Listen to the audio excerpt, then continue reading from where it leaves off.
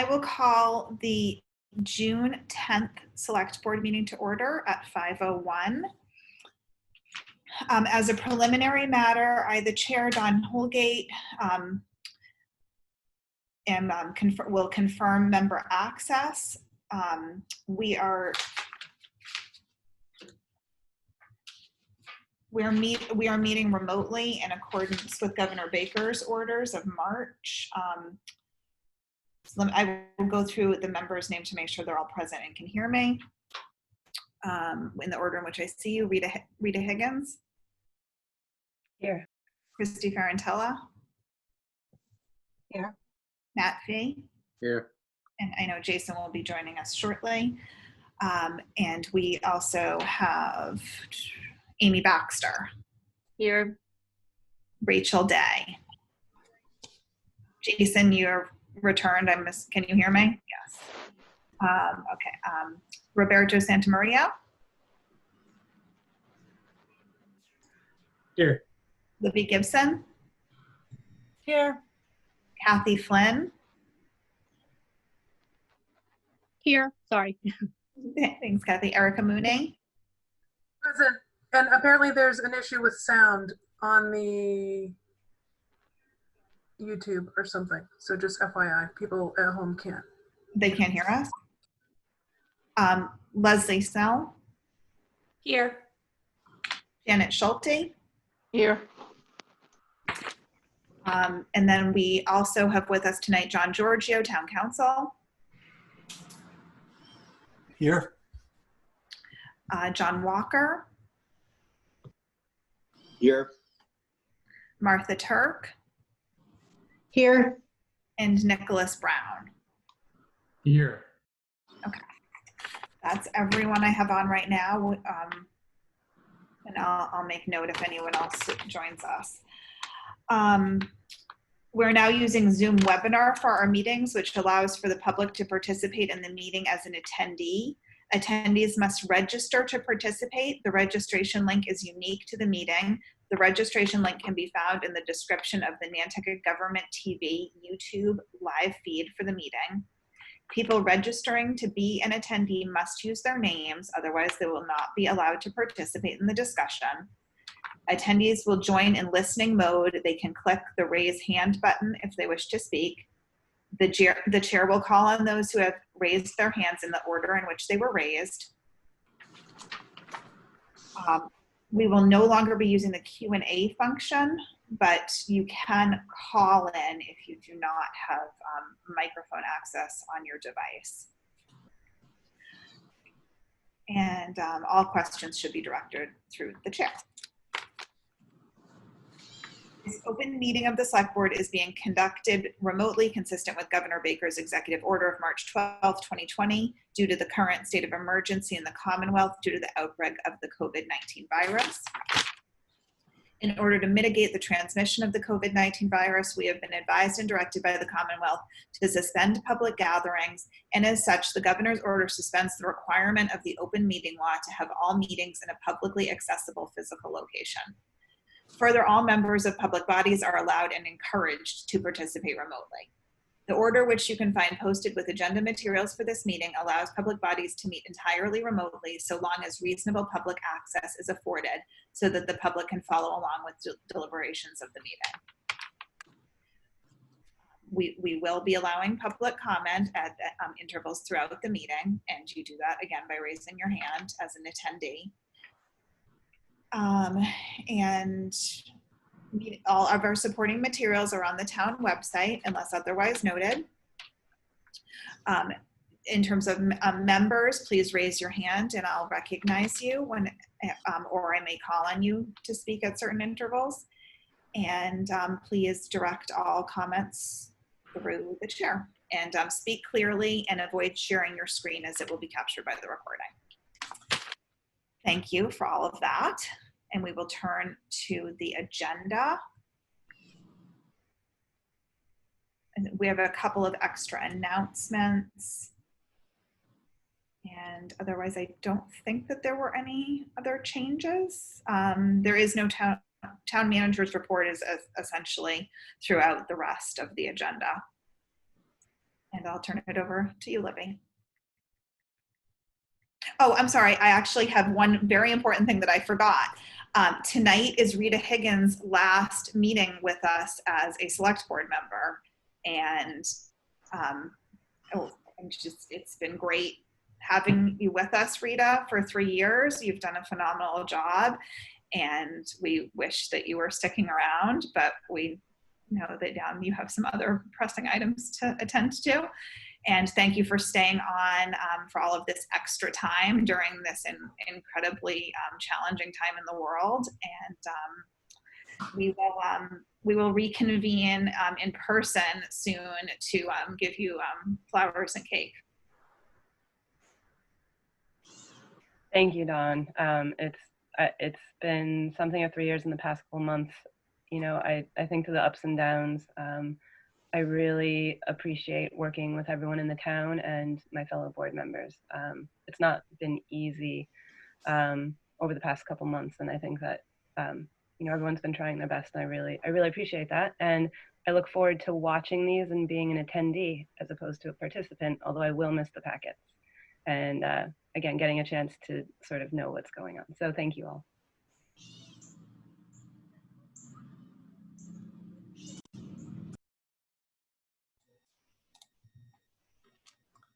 Should I go ahead with the announcements? Yes, please. Okay. So first off, we've got the announcement that this meeting is being video and audio recorded.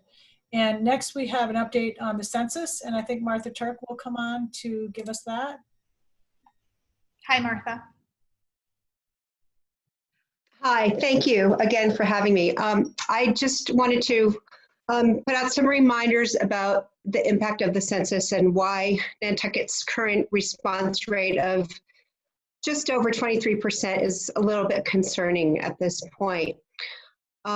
Everyone has the right to be counted in the census, every adult, every child, every neighbor, every student, every immigrant, everyone who makes Nantucket home. And even if you can't vote, filling out the census is a way to make your voice heard. By taking the census, you shape Nantucket's future because that voice helps determine how much federal funding comes to our community for the next 10 years. And you also help ensure that Nantucket has fair political representation from the State House to Congress. So whether it's putting money into schools and food assistance and health and emergency services and senior programs or protecting our communities, the census is a tool for good, so everybody needs to use it. Seasonal residents should complete the census too to give an accurate picture of our community. If you call Nantucket home for any part of the year, please take the census. Even if your home is vacant as of April 1, that's valuable information.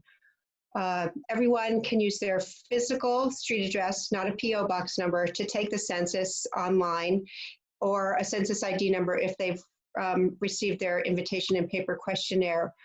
I've noticed an actual uptick to double-digit rates in the Tom Nevers-Sconset tract this week, and I have a feeling that has a lot to do with the fact that we have our local census enumerators out in the field delivering forms. So that's a positive sign, but double digits isn't enough. So let's keep up the good work.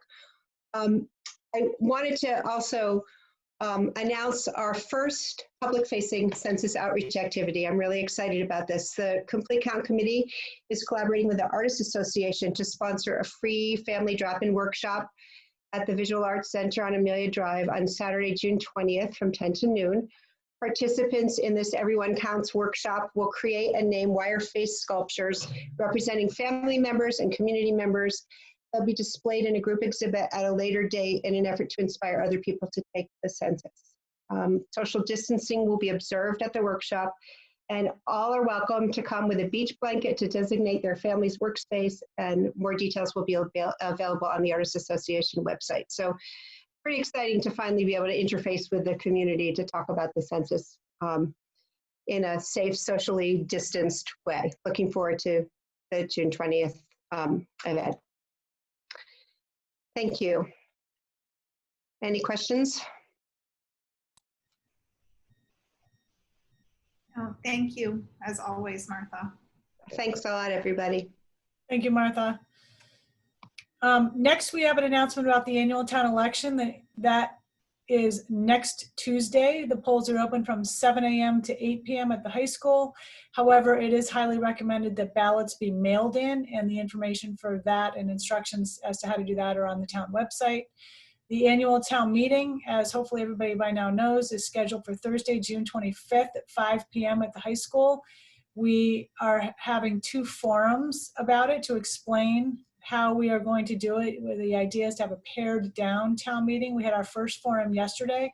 Not overly well attended, but a few people joined in, and it's been recorded so people can watch it later. The next one is next Thursday, the 18th, starting at 5 p.m. It is on Zoom webinar, and the instructions are on the town website. Lastly, I should also mention quickly about the back to town meeting. The warrants are being mailed out, and there is a letter to voters going out, not with it in the same packet because it didn't work like that, but you'll probably get them separately, hopefully on the same day. But please be on the lookout for your warrant and this letter, and it will explain the town meeting a little bit. Erica? I just wanted to note that I just got confirmation that they were both mailed out today. Okay, great. So hopefully people will get them at the same time. Next, the Nantucket High School graduation car parade will be held this Saturday, June 13th at 3 o'clock. It is the homecoming route, and the police and fire vehicles will lead the parade, and it's going to be very boisterous, I think. The parade route will be decorated, and we hope that the community will really get out along the route. It's listed on the agenda here. And cheer on our 2020 graduates. So hopefully this is going to be a big thing. And the graduation itself, I think, hopefully, as people know, will be broadcast on NCTV at 1 o'clock that day, Saturday the 13th. I think that's it for my announcements. Thank you. There's an announcement that was a press release that came out today that Jason has and is going to read. Thank you, Madam Chair. Yesterday, I reached out to the DA's office on the Cape asking if they would come on to the select board meeting either tonight or next Wednesday to give us an update, and they sent a press release instead. This press release is not an update on the investigation. It is a press release on the process. And I just wanted to read that out. I just got it this afternoon. I sent it to town administration, to you, Don, and we can put it on the website, but I just wanted to read it right now because I want the information that I have, I want everybody else to have. I want the community to have it. So this is from Tara Miltimore, the Assistant District Attorney, Media Relations. She said, in March 2018, the African Meeting House on Nantucket was defaced by graffiti. District Attorney O'Keefe said, quote, there are people on Nantucket who know what happened. I would hope they will come forward to help the investigation in this case. Investigators in this case, end quote. Nantucket citizens in possession of any information are encouraged to call the state police at 508-790-5799. We'll post this for that number. Second paragraph, by way of background, Nantucket Police began the investigation, but in the summer of 2019, the Nantucket Police Department asked the DA's office to take over the investigation. The district attorney's office, through the trial court, requested that the sitting Barnstable grand jury be made into a statewide grand jury in order to hear a Nantucket matter. The Cape and Islands Assistant District Attorney was deputized as an Assistant Attorney General in order to use the statewide grand jury in Barnstable. The newly designated grand jury began to hear evidence on March 13th, 2020. A week later, the courts were closed in response to COVID-19. No new grand juries will be impaneled until at least September 11th, but sitting grand juries may now be brought back into court with COVID-19 procedures in place. The case remains under investigation by the grand jury and the Massachusetts State Police. And that's the press release. Hope this goes on the website tonight or tomorrow. Thank you. Thank you, Jason. Next, we're moving on to our COVID-19 weekly update. I don't know if any board members have any opening comments. I'd just like to make a little comment about how impressed I've been with our community members and their vigilance and following the guidelines, wearing the face masks, really washing hands and keeping everybody safe. It's great to see that we're another 3 weeks without any new cases on the island. And we obviously have had a growth in population during that time period. So keep up the good work, everyone.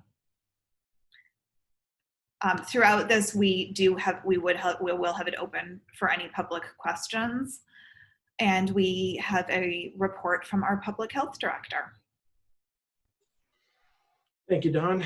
One of the things that we definitely want to get out there is that the PCR testing is up and running. We are asking that if their employer, we have sent the press release out, I believe it came out today. I'll get that over to the chamber. We're going to get it out through all of our restaurant groups as well, and our lodging emails, our email blasts. So keep an eye out for that. Basically what it says is that if you're an employer that's willing to fund any of the testing as needed, there's a procedure and process set in place. We've already started testing some of this group. We've had over 70 tests already from this private group, these private group funding, employers paying for their employees to be tested. The portico is always open for those who are showing symptoms. And so the PCR is up and running. For those who are looking for it, go to nantucket-ma.gov, go to the COVID-19 button on the right, then go back to the left drop-down menu, click on COVID-19 testing to get you to the PCR form. There is some funding available for high priority individuals who cannot pay for themselves. And then I also received word that the serology testing received IRB approval on Thursday. So I'm waiting to hear back from the hospital on that end to see where the serology testing is moving forward. We are doing very well statewide. I want to echo Don's point that the townspeople, you have been amazing. And we really want to express our thanks for everything you've done. My team here, Ann, Kathy, John, Art, Taylor, and all my interns, Grace, Sky. We've been working round the clock trying to get all this out there. The police department has been really great. Libby, all of you have been really excellent in helping us. It's really heartening to see how this is going. And we are now, as Dawn said, 3 weeks without a new case. Let's keep it up. Keep vigilant, maintain your distancing, keep the masks on. I know they're frustrating. The masks are annoying to me. I get overheated as well. As you see, I'm probably already sweating. It is just, the heat is uncomfortable to me, but the masks are incredibly important. So please maintain that. And I think we're in good shape. The state today reported only 200, or this is yesterday's, only 267 cases, new cases. So that trend is still going down. We're keeping an eye, and we are now moving forward with the patio and the outside seating. There's the economic recovery group that Leslie has been really great in helping us on all that. We connected yesterday on helping a lot of the on how to do the process to make sure we're not getting in each other's way and get everyone open as soon as possible. And as far as everything else goes, I think we're in good shape. I think I'll just leave it at that. I'll leave it open for any questions that you may have. But it's thank you, and let's keep up the good work and maintain the vigilance. Roberto, did you mention Surfside Treatment Plant? Oh, yes. Thank you. So we received our next batch of the sewage testing that also came back non-detect. So nobody is currently shedding the virus in the sewage testing, which is great news. So once again, we're going to keep monitoring that in every 2-week intervals. Thank you, Libby, for the reminder. Thank you. Thanks. Any questions on Jason and then Christy? Roberto, what if we would have, remind me, if we would have saw shedding, what does that tell us? That someone did have they were positive and they don't anymore, or they remind me of what that means if there was shedding. Is this in relation to the sewage treatment plant? Sorry. Yes. So if we're if somebody is shedding, it means they may not be showing the symptoms, but they are infected with COVID.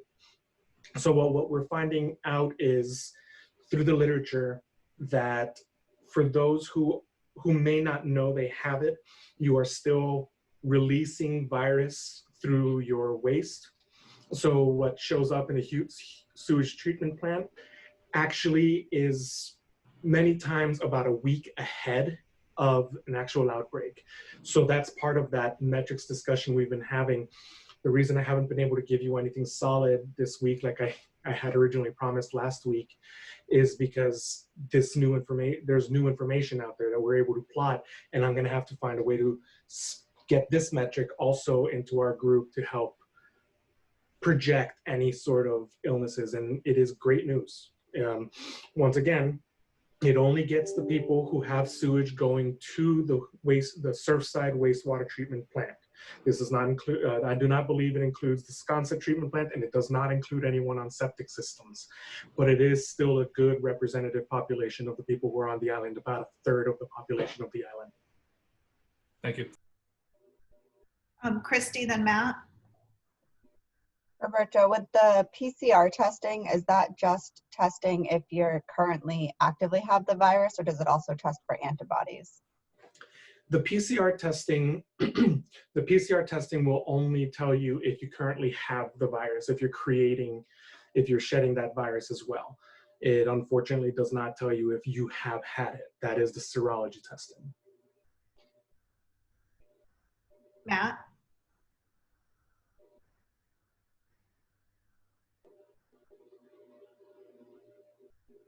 I spoke to David Gray, I think it was last week. He explained to me that we are capturing some of the septic, when it's brought into the plant, but that doesn't come in all that often. We're not doing Sconset. It would cost about 10 grand to add Sconset.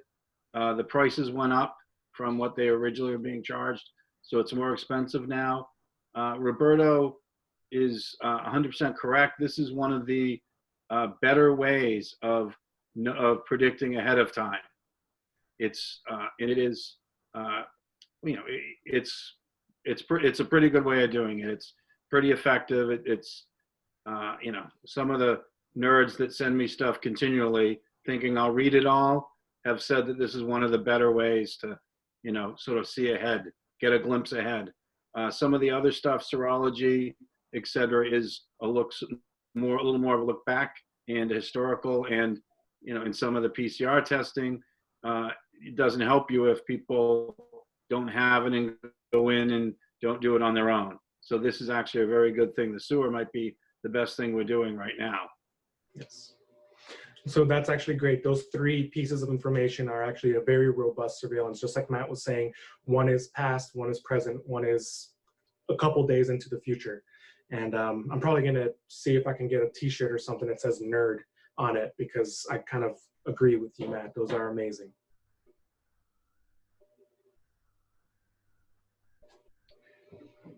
Okay, shall we move on to, do we want to go over the status of the emergency orders?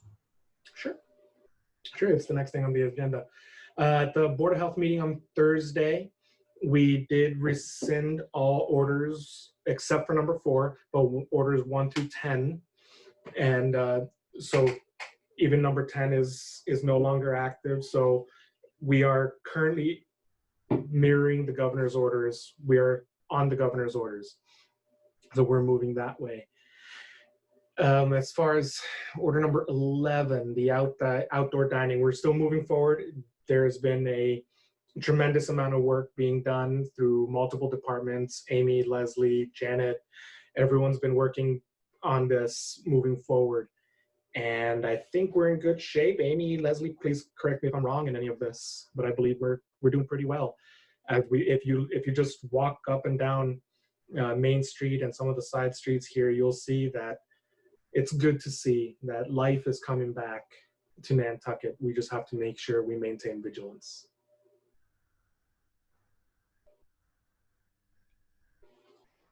Thank you. And that segues into the next review and or approval of applications for restaurant liquor licenses and changes to premises for outdoor dining. So before Amy launches into her thing, I just wanted to mention, to set the stage for this a little bit. We have a kind of a, I don't know what I would call it, sort of an executive implementation group kind of, that is sort of helping give a little guidance with Amy kind of heading it up, myself, Amy, Rachel, Leslie, and Janet. And we've been meeting once or twice a week to talk over where we are with restaurant reopenings in phase 2 and how we're getting ready and things like that. And there is a lot more to this than people might think. So we talked over, I think, you guys correct me if I'm wrong, 4 things today. Amy's going to go over with you a list of establishments that are ready to have their alcoholic beverage licenses premises changes approved by the board. And the state now, I think, as you know, has has approved legislation that allows the local licensing board, which is the select board, to approve those changes without the need for a public hearing or notice to abutters, so as to expedite the process. So Amy has a list of those, and those are coming in. And I believe she's just accepting them, and we'll be putting them forward on whatever the next agenda is, if it's not tonight. Secondly, we have a preliminary review of potential street and sidewalk closures for dining with restrictions. So the alteration of premises are for those establishments who can have outdoor dining on their own property. There are establishments that do not have room on their premises to have outdoor dining on their own property because they don't have that kind of property. So our thinking is to try to locate where those places are and look at street and sidewalk closures immediately adjacent to them or as close to them as possible, with also taking into consideration what that might mean for surrounding traffic circulation, handicapped accessibility, sidewalk condition, things like that. Thirdly, Amy had a very good idea to conceptually, for the board's approval, convert loading zones into curbside delivery zones once they're expired for the day. So for example, some loading zones are 8 to 4, and then they open up to regular parking after 4. So what we are saying is turn those into the curbside delivery zones after 4, no public parking there. And they would be numbered, and these are not details for us to go into tonight. We're working through them now, but Amy will take you through an overview of it. And lastly, a preliminary review of other areas for curbside pickup when loading zones are not available. So, if the loading zones aren't available, there's needs to be a place for the curbside pickup potentially. So we're going to take you through these things, and some of them are ready for your approval tonight, and some need some additional processing and review with others. Amy? Thank you very much, Libby. As Libby mentioned, the first part of this, I think Erica has that chart and had sent to you.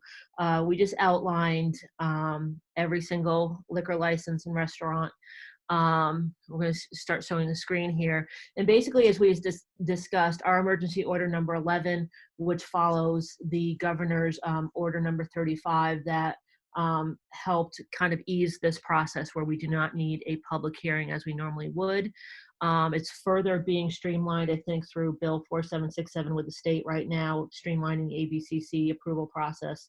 So it's just allowing us to approve locally on site, really, with the building commissioners reviewing and the health director as well, to make sure those things are followed. There's also some easing of zoning laws and outdoor seating that is in this bill as well. So what I did here is kind of give you an outline of what we have right now, kind of outlining who has current outdoor space. That is, they have currently licensed outdoor space. Obviously, they're ready to go on Monday and could immediately served. Second list, we kind of highlighted who had put in an application for private space adjacent to their facility with their property owner approval. And then also we indicated those that have applied for public space. As Libby mentioned, this is an ongoing process for those watching, and if they're not included here and send it today, that would be why, or they can certainly see how things go and apply for different things as we go. There's no deadline. We're kind of rolling with this. So I wanted the board to just review. Our goal was to get those that were already approved out and running, and those with additional private space as much as possible up and running and get them set up. And as we've discussed with both of them, we've been kind of doing public kind of viewings of these and just making sure they were safe. There may be adjustments as we see as it goes. We need to make sure that they're safe, obviously, from vehicular traffic if they're in parking areas, the distancing requirements and all of those sorts of things, so, and health requirements. So everything highlighted on this list as you go through have submitted those private plans, and they're kind of up and running or approved to go or have property approval as well. So ones that aren't highlighted either have already space and have not applied or have applied for public space. So any questions for any of the board members as far as this right here? I don't know that we need official approval. I wanted at least a review and acceptance of this as we see it thus far. So I think, you know, everyone's been working hard on this, and it kind of, we also gave you some of the layouts and the link to all these applications if you wanted to take a look. People are submitting drawings, and again, they weren't required to be architects or, you know, very detailed, so they're all over the board on that as well. Any other questions on that? We can move next to another discussion we had today. Christy had her hand up. Oh, And sorry, go ahead. I can't see everyone, Christy. Yeah, yeah. Go ahead, Christy. Couldn't find my unmute button. Is this, I see there's a couple applications for tents. Is that something that we're easily pushing through, or is that coming to select board, or is that just handled by the town? That would be through the building department. As you know, they put relief on the, I think, 30-day restriction on those commercial properties. So those two that I listed are the ones that I know of. Those are easy ones because they are, you're talking about if it's the White Elephant or Great Harbor, they're private property should they want to erect a tent. And it would be the same process, would be through the building department and the building commissioner approval on those types of tents. So if we got into spaces, public spaces and things of that sort, it might become more of the street closing and those types of issues. But those are handled through the usual process, and the 30-day limit has been lifted for the summer. Thank you. Okay. Any other questions on that part? Rita? I'm just wondering for the restaurants that have requested to use public space, how are you sort of going to look at the logistics and then decide who gets public space based on if they already have existing outdoor space, or how will you decide that? Yeah, so that will lead us into part 2 of this. Erica, can you put up the outdoor dining map that we have? So in these discussions, the first part of the discussion was to, and we're talking the downtown area here, is really identify those that have absolutely nothing, can't be open right now, and there might be one here with a gaslight that has a very small space as well. To start there, who has nothing, you know, that they can expand to easily. So as you see on the left here, the little cocktail glasses in different colors, it kind of highlights where each of these are. So really looking at, you know, Backyard Barbecue, Proprietors, Lemon Press, The Beat, and PPX, and Nautilus, Rose and Crown, and Gaslight. Where they're both all located towards an area where we can find maybe some space that we can do this. So that's where this started. Again, we can certainly expand as we go. As I've highlighted and read, some of the areas that we consider easier to close, whether it be 5 to 10 at night, if it's, you know, a 24/7 situation this summer, the board will have those options, I think, to review. if we look at, obviously the easiest possibly would be Cambridge Street here in front of Nautilus. It would take care of Nautilus, the Beat, and PPX, 3 locations that have no outdoor space whatsoever. It wouldn't really block off any access to things. There are other ways to kind of make that loop. So, and it is paved. That's another consideration, ADA compliance, obviously. So cobblestone areas are difficult. There certainly could be ways to do it, but we tried to identify those areas.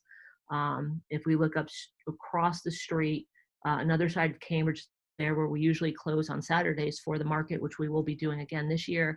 That's a paved area adjacent to Gaslight that could provide some options there. North Union being cobblestone. So again, we're going to confer with our local folks here in ADA compliance to see what it would take to do that. Thirdly, up on the other side of Dreamland here, this red line up here, is a consideration for Rose and Crown. I think, actually, Erica, can you flip to in front of the Rose and Crown? So I think it's a 4th one.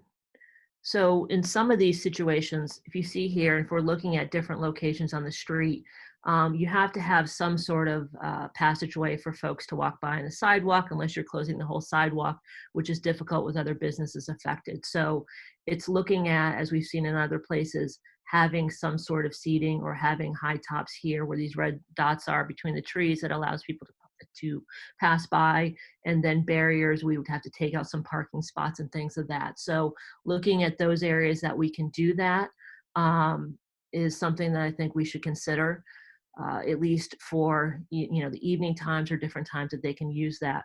And then again, additionally, that space next to the Dreamland, that part of the street could be a possible place to close down again, allowing for, that's the Nautilus. And then, yeah, keep it on the, yeah, that's fine, thank you. Right there, thank you. As well, Rose and Crown, they can come out the back and go down and serve in that area too as well, because the concern is where Rose and Crown is in places like that, it's a very tough corner. If you watch a truck come around it, things like that are difficult. So again, I don't want to get too much into the weeds, but these are what we're looking at and looking to bring to you shortly for a vote on as well. So those are the easy parts there that we think that can happen, and that would take care of most of those without space. Again, we have proprietors up forward on India Street that has gotten space next door at Roberts Inn, and then across the street on that little park area that is owned by a private owner that we can possibly consider as well. So it's taking ideas like that to help those spaces. And then Lemon Press on Main Street that has absolutely no outdoor space is putting together a plan that would go out into a parking space. And so we would have to consider if that is something to work as well. So most of these folks have submitted different plans and things for us to consider. And it's what we identified as some of the easier spots to close. Again, South Water being the truck route is difficult, and Broad Street, Main Street, and that for any sort of long closures. Any questions on what we've proposed thus far? When do you think we might need to have a meeting for the things that we have to vote on? And I don't know if Libby wants to confirm that. We discussed it, and the couple things that we have to really confirm are going to be some liability insurance requirements for the town, some more ADA considerations, and a few other items too. So I think we discussed early next week. Libby, did you want to answer on that? Did we come up with a specific date? I think all of those things need to get pinned down, and to the extent that we can hurry them along as best we can, we would do that. But I think the earliest possible time would probably be Monday. I was thinking that if we're doing an executive session on Monday, maybe we could do this as an open session portion of the same meeting. Jason, have your hand up? Yeah, I just wondered, are we far enough along for us to make a motion that we approve it and have a stipulation that it has to be approved with ADA, this, and this? Or do we still want it coming back to us with everything, just to streamline it? Maybe conceptually, and then we could come back to you with some of the policy things, like as Amy mentioned, just for example, Cambridge Street. Is that going to be a 24/7 closure? Is that going to be 5 to 10 or some other time? Or are we just thinking we're going to shut that street off all summer? There are going to be some traffic circulation impacts on if, depending on what we do and where we do it. And we hope those will be at least mitigated or offset a bit by the valet, which will be available this summer. And hopefully, people will feel safe enough to take the shuttle and figure out other ways to get downtown. There may be other ways. And, but say, for example, that Nautilus is ready to go and they want to open Monday to set up. I don't know if that's true, I'm making this up, but if they want to open Monday to set up, maybe you could authorize us to, pending the resolution of these necessary items that will have to be in place before they open, we say, okay, you can open on Monday from X time to X time, but the details have to be, I don't know, I'm sort of thinking out loud here. The details have to be worked out because we are going to need signage and some public outreach about street closures and when they're closed and that kind of thing. But I don't know, I guess if you guys like the conceptual part about this, we'll just move ahead with working with the establishments to figure it out and see what their needs are for that time frame. Christy, then Matt. Yeah, I would be in favor of approving this conceptually. I know that restaurants have been closed for the last 90 days, and I know that waiting another week sounds like it's not that far away, but it really is to these restaurants. So I think anything that we can do to kind of help this process. I also know Amy and staff have been working around the clock on this, so to delay it anymore seems not needed. The other thing that I just didn't see on the map was, are we considering any curbside pickup designated spots or zones? If you could touch on that a little bit. Yes, thank you. I think we mentioned earlier about the first thing we thought we can do is convert loading zone areas and working on signage for that to pickup zones once they're done. I think some are done at 2, some are done at noon, some are done at 4. So I've been cataloging that too as well, so that they can be numbered and located, so someone can call, say I'm in loading zone 7, and they can be delivered their food, or they can run and pick it up. So it would be a quick turnaround. And we can certainly, as Libby had mentioned, identify some other spots, certainly during the day, that can be designated in that such as well, or add a couple additional 15-minute spots to allow for folks to do that quick turnaround. So that is a plan, and that's what we're mapping out right now, and how we would do signage and things of that sort to identify that. Yes. Thank you. Matt? Yeah, my comments, I agree with Christy. We need to move this quicker for the ones that we can do it for. I think that however we set aside the spots sort of in parking spaces should be run by Historic Commission or HDC Advisory. Make sure it's all consistent and it all looks good. A lot of the pictures we had in our packet were pretty bad, but I think it'd be pretty easy to do something that looked proper, with barrels or something else, so it's all consistent. And I was going to ask about to-go. You answered most of it, except what'll be enforcement of those if people are parking in the to-go spots and restaurants are really counting on it. We have to make sure that that's sorted. And was there any discussion or consideration of a more extensive street opening, sort of all of Federal, the 2 side streets? And if there was, why was that rejected, or is that to be considered later? Because there's a couple people who don't have a lot of outside seating compared to their restaurants that, that I think would look at this and, sort of I wonder. I'll comment, and then if Libby, if you have anything else to add, but nothing was rejected. I think we discussed 2 different ways to do it, special event type of closures like we've done before of Maine and other areas, but it would certainly have to be done on whether it's once a week or different times, because obviously it is much more difficult. It probably would need public safety and things of that sort, but it wasn't rejected. We're just looking at the immediate needs and what we can do on a more permanent basis or on a more regular basis for those folks.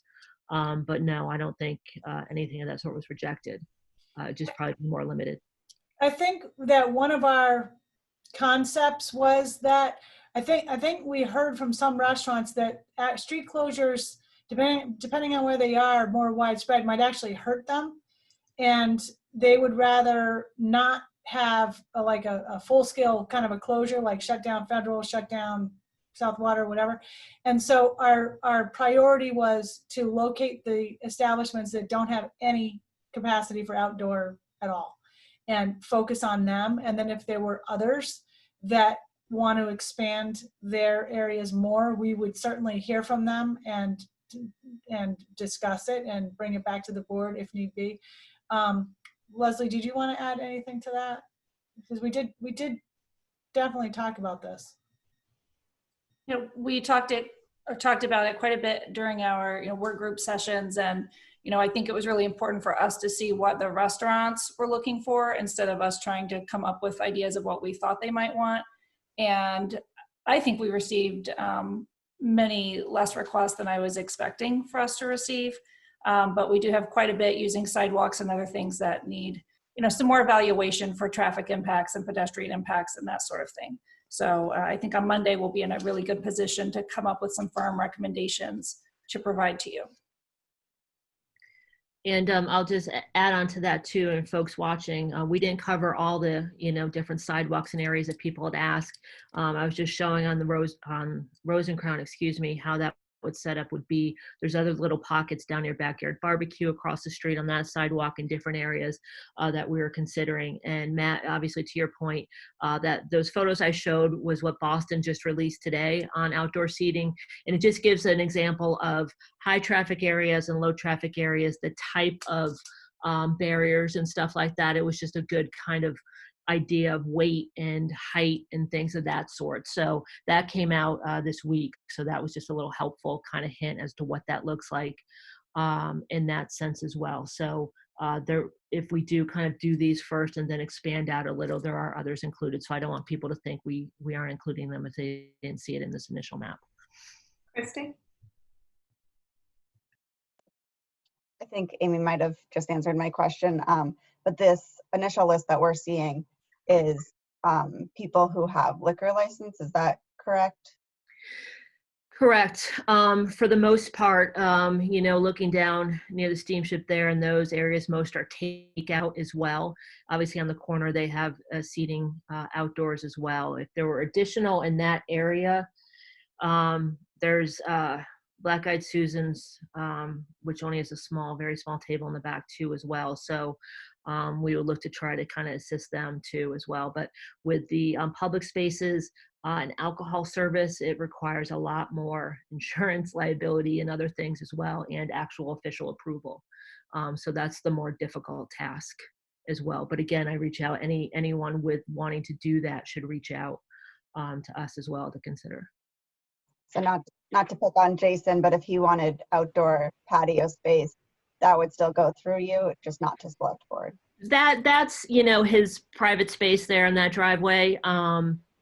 So yeah, that would be for his consideration and wouldn't require extra license. It's just if people start pushing out into sidewalks and things of sort, is to check in, and any sort of blocking of sidewalks we want to try to watch out for. Yeah. And last question. With retail, I know that you've been meeting with retail. Are they able to put in any requests or have merchandise out on the streets? I don't know if I can answer that quick. I don't know, Libby, if you wanted to address that. I think certainly they can absolutely ask, and we definitely can take a look at it. If the board doesn't mind having racks and things outside, we would not want sidewalks to be blocked. We would want pedestrian access to be clear. But if the board's okay with having stuff on sidewalks, it's going to look a little bizarre like, which is fine for this summer maybe. It's unusual because normally we have a bylaw prohibiting those things, but we have talked about suspending it or relaxing it for the summer. But I think we would just want to know, and we'd want to prevent things like certain products being how can I put this put onto people. Yeah, So not only we want that kind of thing, but the display of actual merchandise from tables or racks or something like that. Again, as long as it's not blocking the sidewalk. I think definitely if people want to do that, we would want to hear from them. Christy? If it makes you feel better, the governor's phase 2 orders does not allow for samples, so no perfume or lotions can be applied to anybody. I did see that. It's very fortunate. Have you guys talked about, as we move into like the next phase, when they start to allow indoor seating, how will this evolve? Like sort of as you give these extra provisions, at what point do you kind of pull out of them? I mean, with all of the social distancing that will be required for indoor, they're still going to need some help to have more seating outdoors. So is this something we envision this will go into place and stay for the duration of this season? I would Yeah. say Oh, sorry. I know that, and Leslie can correct me if I'm wrong. Obviously we're supposed to hear this week, apparently, some updates as to how that's going to work from the state side of it. They said step 2 in phase 2. So we expect when indoor seating starts, it will be at probably 25% occupancy. And from my understanding, Leslie, is how this is written is if they are adding additional capacity outside, that might subtract somewhat from inside full occupancy. Is that correct as far as that? And then building commissioner will determine what that is? That's correct. So the total number of seats can't exceed what they would otherwise be allowed on the premises through their building permit or a special permit that's been issued. I think, at least with what we're seeing so far, with the reduced occupancy that's being anticipated, combined with the extra separation that's required outside, most of these restaurants will probably still be, well under their capacity, even if they keep all of the outdoor seats for the entire season. And I believe the Board of Health order, which I don't have in front of me right now, expires at the beginning of November. So that's the sort of time frame that we're talking about. And I wanted to add on to this, and a lot of restaurants have asked me this because the rumor mill's out there as far as the state, and they have another bill that's going before the Senate, I believe today, 4767, that is proposed to allow restaurants to include cocktails to go with takeout food. That would have to be approved by them, signed by the governor, and sent by the ABCC, but they're saying that they would approve that right now until February 2021. So that obviously says to me that the state is looking to still allow takeout and delivery of alcohol with food deliveries through the winter. This looks like, and it may possibly extend till November 30th, some of these outdoor seating plans. So there's going to be further bills coming down that will amend some of these things. But for those listening, not until it comes down from the ABCC is it actually official. So we'll tell them when that is. Have any of the restaurants asked for extended hours? Like, are they wanting to do more seatings, like 5 to 11 or something? No, there hasn't been a request on that, and that's something I actually started thinking about today, watching what Boston was doing as far as limiting different things. But most things are allowing for what your current license allows for. There was obviously in the beginning we had said there was going to be a 10 p.m. limit. That was just something in a draft, so we didn't really ever take that up. But there hasn't been any discussion about that. Our understanding was that they were allowed to continue at whatever limits their license currently had on them.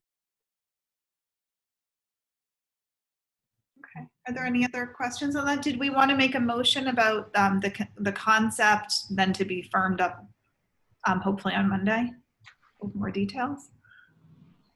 Jason? Is that why you were raising your hand, or you had another question?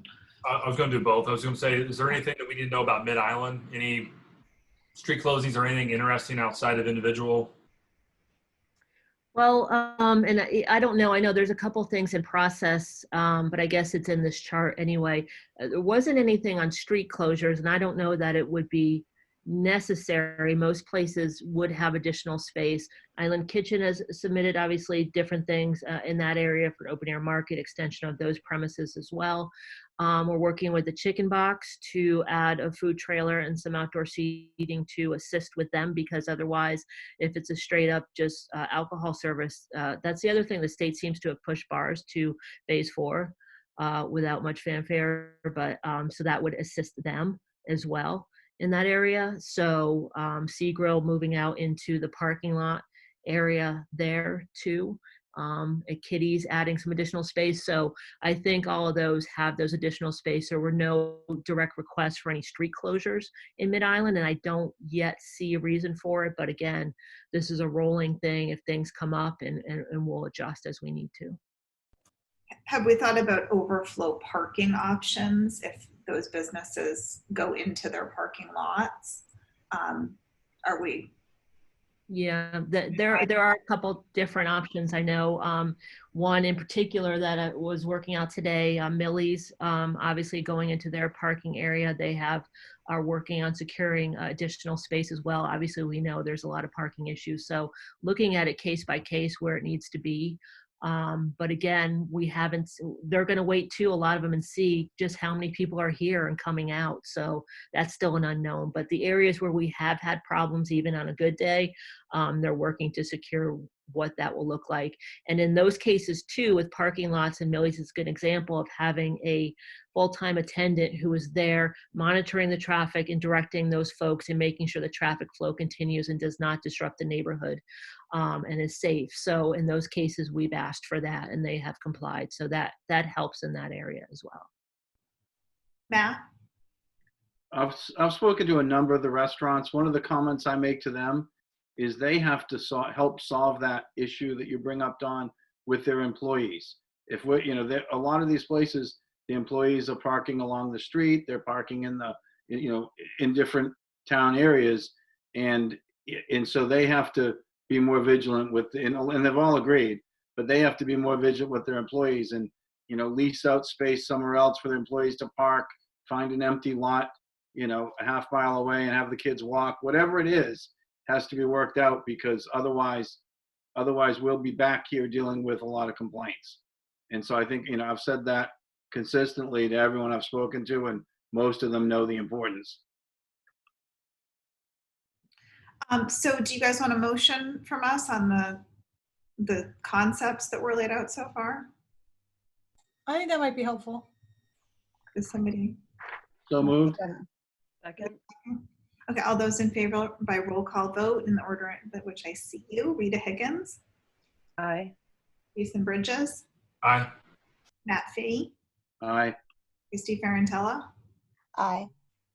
Okay, and if we have this ready by Monday, can we add it to the executive session that we were scheduling? I guess we would do this first in open session. Does that make sense, Libby? Yep. Yep. All right. Economic Recovery Task Force. Oh, sorry, Christine, then Matt. I don't know who had their hand up first. Do we have to make a motion for the liquor expansion? No. Okay. I don't believe so. And I don't know if, Don, correct me if I'm wrong, but I think it was acceptance of it. And there's still some more clarification coming down. So I think that was enough for now. Okay. Matt? And just a reminder, we really should be thinking about the curbside and how, as we go forward, that'll be, I think, the next challenge, is how do we make sure that spaces that are necessary for that turn over quickly enough.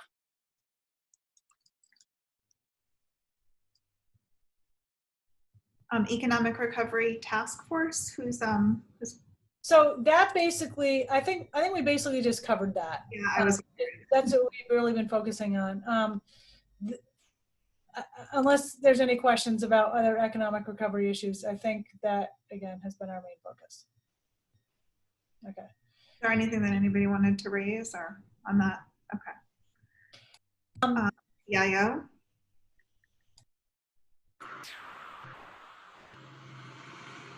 Sorry, I think Jason. Okay. Yeah, I just want to should we schedule a meeting in another week or two? I know, Janet, we talked about meeting again once some certain things got rolling. Does anybody, Amy, Janet, Leslie, do you think it would be helpful for everybody to meet again in 2 weeks, 3 weeks? I think we've talked about this too, as well as getting feedback. Obviously a lot of those folks helped give us, direction and things of that sort. It's always good to check in and, always good to see kind of how things are going, and things of that sort. It's never a bad thing, I don't think, so, yeah. Do you mean that Economic Recovery Task Force that had a couple of meetings and came up with these recommendations that we're now implementing, to reconvene that group, Jason? You're Can't muted. hear you. Discussed that a little bit with Julia Novak, that maybe we would want to do that once things were rolling. I just wanted to throw it out there and see if it made sense to get feedback from the restaurants after they've been implementing this, whatever it is, in maybe a week or two. I think it's always good to communicate and to find out what other things have popped up that we might have missed because it's not coming in through our regular channels. Certainly communication strategies or whatever other policy issues we want to be thinking about. Not a bad idea. Yeah, and not just restaurants, retail, transportation, the boats might, truck drivers might see something that we don't notice. I don't want to leave it just at restaurants. I agree that we would convene that whole recovery task force, which is about 30 people, and find out and talk with Julia about how to organize that meeting and find out what else we need to be responding to. Sounds good. Okay, and I didn't see any public comments during this. We'll move on to the next section of our agenda. This is for public comments for items that are otherwise not on our agenda for discussion. There's been some questions about public comment, and generally public comment is something where anyone can come and speak and bring an item to the board's attention. And generally, the board takes in public comment and we'll discuss later whether it's something that should become an agenda item to answer the question or address the issue or get more information on. So with that, are there any public comments this evening? So far, I don't see any, but obviously it's open. Jason? Can we wait a second just to see, because it takes a little bit for people to figure out how to raise their hand or? I'll go back to it if anybody raises their hand. And can I ask for maybe in 2 weeks for our recovery task force, so maybe in 2 or 3 weeks to put that somewhere on just so we have a date. That's for Janet. Thank you. Okay, thanks. I don't believe that there's any new business to add. Approval of Treasury warrants. So moved. Second. Okay, all in favor by roll call. Rita Higgins. Aye. Jason Bridges. Aye. Matt Fee. Aye. Christy Ferrantella. Aye. Don, there's one. I just saw Evie O'Connor has her hand up. I would love to have Evie come on and make a comment. Evie, can you hear me? Yeah, I can. Can you hear me? Yep, go ahead. I like your cute dog. Oh, thank you. I had a question because I emailed my public comment in. Is that a separate situation? You emailed your public comment to who? That was the instructions I got when I registered for this meeting, but it said to email the public comment to publiccomment@nantucket.ma.gov. Sorry, Don, we have an account for this, but it just came in at 5:47. So no one's okay. I didn't know if I was confused. I'll just repeat it here. Okay, that's fine. So my question is about the March 11th, 2020 select board meeting. And I'm wondering what you as a board are doing or if this has already been done behind the scenes to repair the harm and disrespect and what appeared to me to be silencing of Rosemarie in that public comment forum. And as a community member, I'm concerned about and alarmed by the message that was sent to the Black community on Nantucket when the comfort of the white board members seemed to be prioritized over the safety and protection of a Black family asking for help. So as far as I know, this hasn't been named or acknowledged publicly by the board, and I'm wanting to follow up on that and see if there's any advocacy or action being taken around that.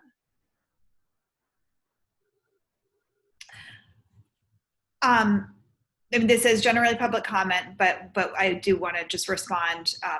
I have reached out to Rosemarie to talk directly. We had actually, after that meeting, had coffee set up, and then COVID happened. And I haven't heard back from her yet about when we can talk. I am open to, and I've already discussed whether we could get an update in regard to the police investigation that we could certainly have at a public meeting, but I want to ask her if that's what she would like. So that's what I've been doing, and I think some other board members have been having discussions as well. And Rita, go ahead.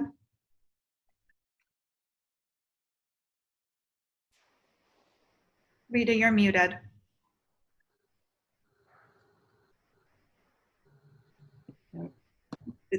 You're no, unmute. How's that? Okay. One of the things that has bothered me about what happened at the March 11th meeting in retrospect was that I think there was such a focus for me on what we're supposed to be doing. And so already this public comment is going beyond that. To date, public comment has been one of the most awkward, for the past 3 years, one of the most awkward parts of a meeting, because I believe legally we're not supposed to respond because it's not on the agenda as per open meeting law. People bring things to our attention. Some of them are, ranging from, someone isn't taking down their signs on posts about yard sales to, my child was hit by a car and I don't feel that I was given an appropriate response. But they're supposed to be put on an agenda so that we can have proper public discussion as per open meeting law. But one of the things that has really bothered me is that, I think that the board has, people are concerned that the board was apathetic or dismissive and were intentionally trying to silence Rosemarie. And I know for myself, it was almost the opposite. It was sort of all of the emotions were so high. And I know that this board is a very caring board, but I didn't know what to do or what to say to make it better. And I also knew that we're not supposed to be responding. And, that's, I think going forward, the shoulds around laws and legislation are probably going to change. And that was a moment where, I think we really failed to do the right thing. And I think that this board, I really believe this board is going to make changes addressing that. But I've just been really upset that it came across as being dismissive. I think it's far from that, but I think going forward, we will have to find better ways to express to people during public comment that we do care. And I know that Dawn and I spoke immediately after the meeting and talked about steps that we could take on the town, for the town, to address the issue that Rosemarie brought up. And unfortunately, the following week is really when we went to Zoom meetings and COVID. And I think that these discussions need to be, as much as possible, in not on Zoom. They need to be in person in the, with people there to discuss, but we may not have that luxury because I don't know when we'll be off Zoom. I think we were hoping we would get there sooner, but we may not. So I guess that's all for now. And I think, we did put this on the agenda for later today as a broader discussion about what will come next. So I apologize to Rosemarie for anything that came across as not being compassionate or concerned or horrified about what she had to deal with her son. I would Very well said, Rita, and I would think all of us agree with that statement. Jason, were you?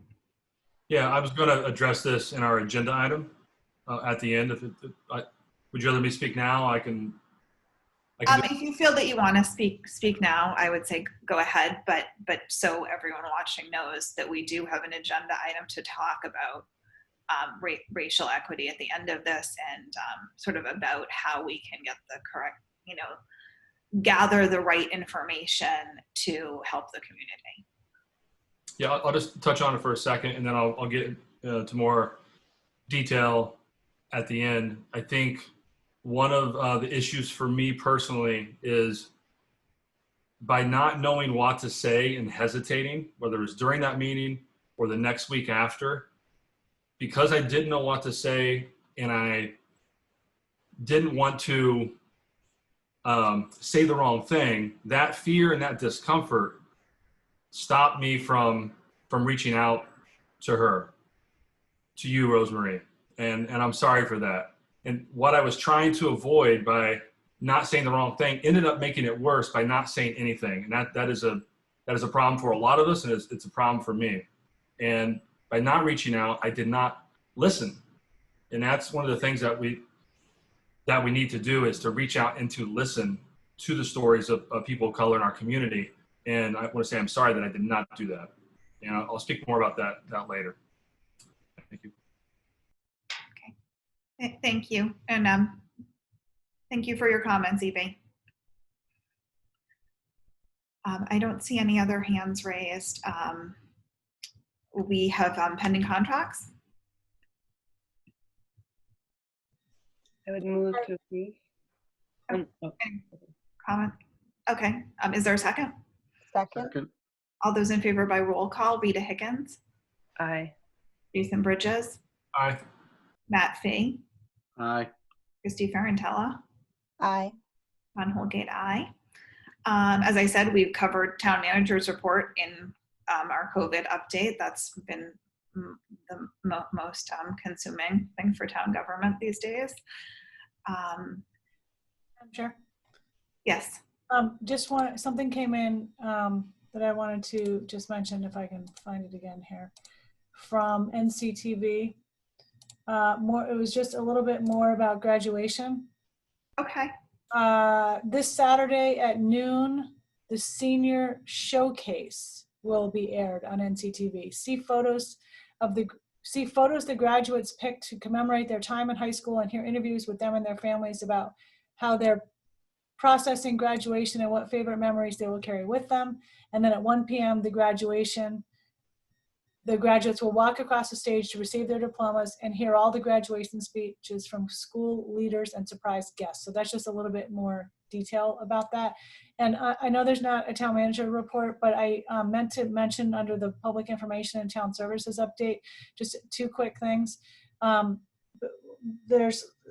Greg sent me the PIO information. There's still just a lot of traffic on the town website. Things way up over last year, and lots of hits on things like our summer 2020 page. And we are working on getting our beach management plan online as soon as possible.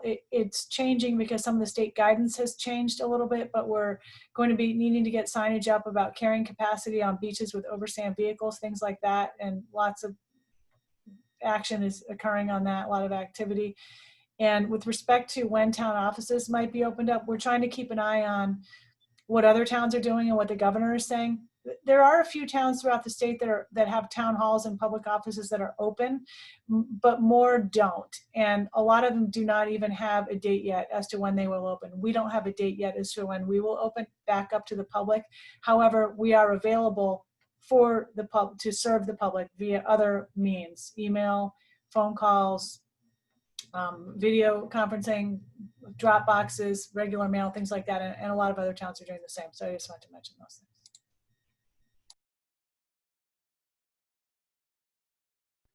Thank you.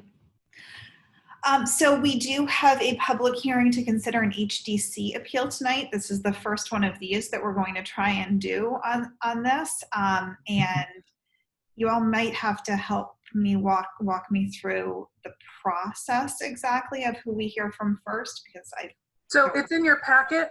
I know, I just can't get to it. Okay, if you, let me just get started and I will get to the part where that is. so call the public hearing to order. Yes. So I'm opening the public hearing and outline the procedure. Here, I'm going to share my screen real quick. I'm sorry, I'm trying to get to it. There you go. Do you see it? Yep, thank you. The appeal to the select board concerns the HDC decision and is not a new hearing of the matter already heard by the HDC. No new information may be brought forth during the appeal process before the select board. Any information not previously submitted to the HDC will not be allowed. I'm opening the public hearing, outline the procedure. We'll try and keep the statements, within a reasonable time. Now, and then we will move to the appellant to state his or her case and the reason for the appeal. And the appellant tonight is being represented by Nicholas Brown. Nicholas? Am I up then? Good evening. My name is Nicholas Brown. I represent the appellant Lydia Denny Palmer, LLC. I'll refer to the appellant as LDC during my presentation. LDC is the owner of 110 Wauwinet Road, which directly abuts 112 Wauwinet Road, the property subject to this appeal. 112 Wauwinet is owned by John and Carrie Walker. This appeal concerns the approval of a so-called addition to the existing small cottage at 112 Wauwinet Road. 112 Wauwinet is located in the village of Wauwinet, just 3 parcels over from the Wauwinet Hotel. Properties in the center of Wauwinet Village tend to be long and narrow, with much of the land unbuildable because of the proximity to Nantucket Harbor.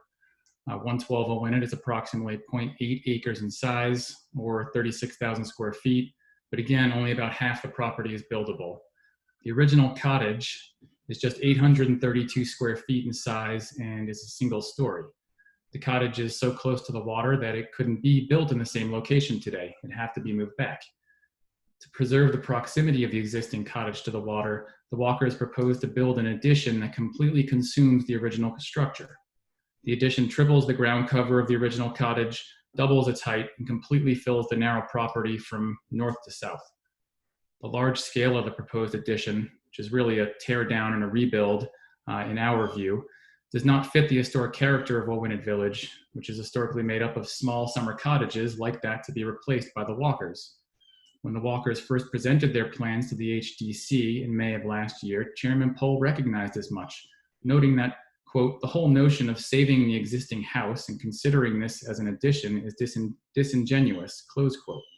He further stated that the applicant should consider giving up and moving the proposed addition out of the 50-foot buffer from the coastal bank and keeping the existing structure as a guest house or garage. Despite Chairman Pohl's legitimate concerns, the HDC required only minor modifications to the proposed construction plans. The height of a few gables were reduced, as was the number of windows, but the general design, location, scale, and massing of the house are unchanged. By approving the construction plans at 112 Wauwinet Road, the HDC ignored both the special legislation that created the HDC, as well as the development guidelines that inform its review process. The HDC was created for the specific purpose of preserving and protecting historic buildings, places, and districts on Nantucket. Wauwinet is specifically identified in building with Nantucket in mind as one of the existing small settlements that should be accorded special consideration by the HDC. In these special areas of Nantucket, the primary goal for new construction is to harmonize with the existing building pattern and character of the area. There's supposed to be a sense of relatedness to the surrounding buildings. The most important criteria are the scale and massing of the proposed structure. In this case, the HDC approved a large addition to a small cottage that does not harmonize with the historic village character of Wauwinet. LDC's complaints about the size, scale, and massing of the proposed addition were rejected repeatedly by the HDC as untrue. In the view of the HDC, at least when considering this project, the village of Wauwinet has no unifying architectural theme. nor are there any meaningful limitations on the size of what can be built on Wauwinet's small, compact lots. The HDC failed to recognize or appreciate that 112 Wauwinet sits at the threshold of where Wauwinet transitions from larger out-of-town lots of an acre or more to smaller in-town lots that are less than 1 acre. Despite this transition in lot size, the HDC concluded that a large home, like those on the larger out-of-town lots, was also appropriate for a much smaller lot like 112 Wauwinet Road. In reaching this conclusion, in approving the house at 112 Wauwinet, the HDC ignored its obligation to preserve one of Nantucket's historic places. Instead, the HDC's approval represents another decisive step toward the homogenization of Nantucket and the elimination of Wauwinet's unique village atmosphere. For these reasons, the HDC's approval should be overturned as arbitrary and capricious. Thank you. Thank you. It looks like next we have we would hear from the Historic District Commission. I see that Ray Pohl is on now. Ray, are you planning to present, or George, or Kathy?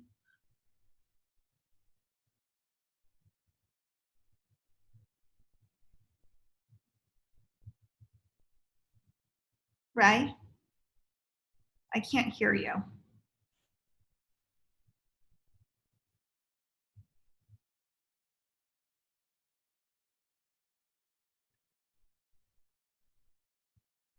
Ray, we can't hear you. I see your lips moving, but we can't hear you. And you're not showing muted, so I'm not sure what's going on.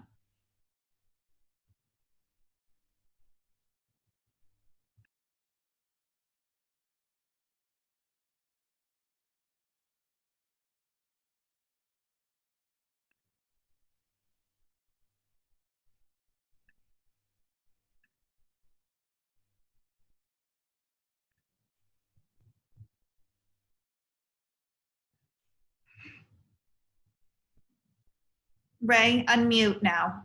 I see you're connected. Ray, turn off your mute. Ray? Yeah. There you are. Okay. Am I up already? Bye, Lisa. Am I up? Yes, you are. Oh gosh, I'm so sorry. Wow. Is anybody else on?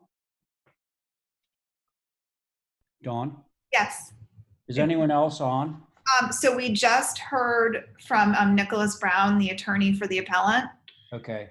And now it is the HDC's turn. Oh gosh, you guys went way too quickly. Okay, so I'm just going to read a very brief statement.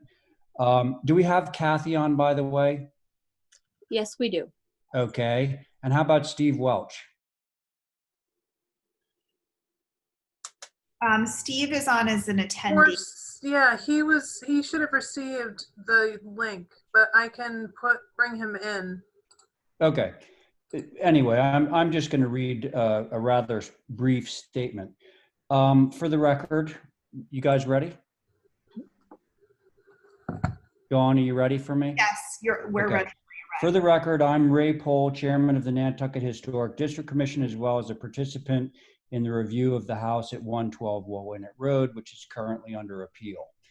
Because of the length of tonight's select board meeting and out of respect for its members, I'll keep my comments to a minimum. I'm also aware that you've all been given large packets for review from both sides of the debate and have read them thoroughly in your hours of confinement. I'd like to start with this. As in most cases where there is concern from one or more neighbors, the board subjected this application to a higher level of scrutiny because of the now realized undertones of a potential appeal. And as Kathy Flynn has noted in her review, the board required 5 meetings to get comfortable enough to approve this application. Matt McEachern made copious changes to the modestly scaled dwelling in order to get us all to a yes vote. And finally, I'd like to underscore this point. The existing cottage was determined to be without particular historic merit and was thus allowed to be annexed into a larger structure, albeit at the end of the day, a rather small structure. Our local macro survey lists this building, the existing building, as non-contributing, citing Jane Lamb, who some of you may be aware wrote a history of Nantucket architecture as the source of the information for the survey.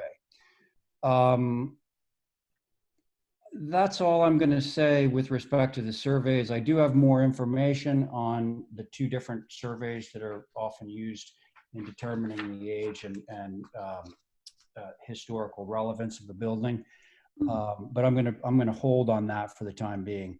So I'll remain available for questions that you have. The easy ones, the difficult ones will go to Kathy. Thanks, and here I am. So did Kathy want to make comments, or Stephen? Yes. Oh, I'm sorry. I'll make a comment. So I just wanted to stress the point that was made at most of the meetings was the fact that there was this village of Wauwinet, like this character of Wauwinet. And I don't know if Erica has the packet up, but both the opposition and the applicant provided pictures from the street, from the beach.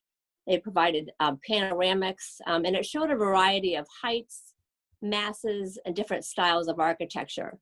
So by the June 11th meeting, Commissioner Welch really was concerned that it kept being brought up about the style of architecture in Wauwinet and the square footage, which has nothing to do with the HDC's purview. So he requested the architect to provide an image overlay of the proposed structure along the beach and on the site itself. And also, because the square footage was such an issue, he wanted also property record cards from the GIS website for the record. And I don't know if Erica has the ability to pull up the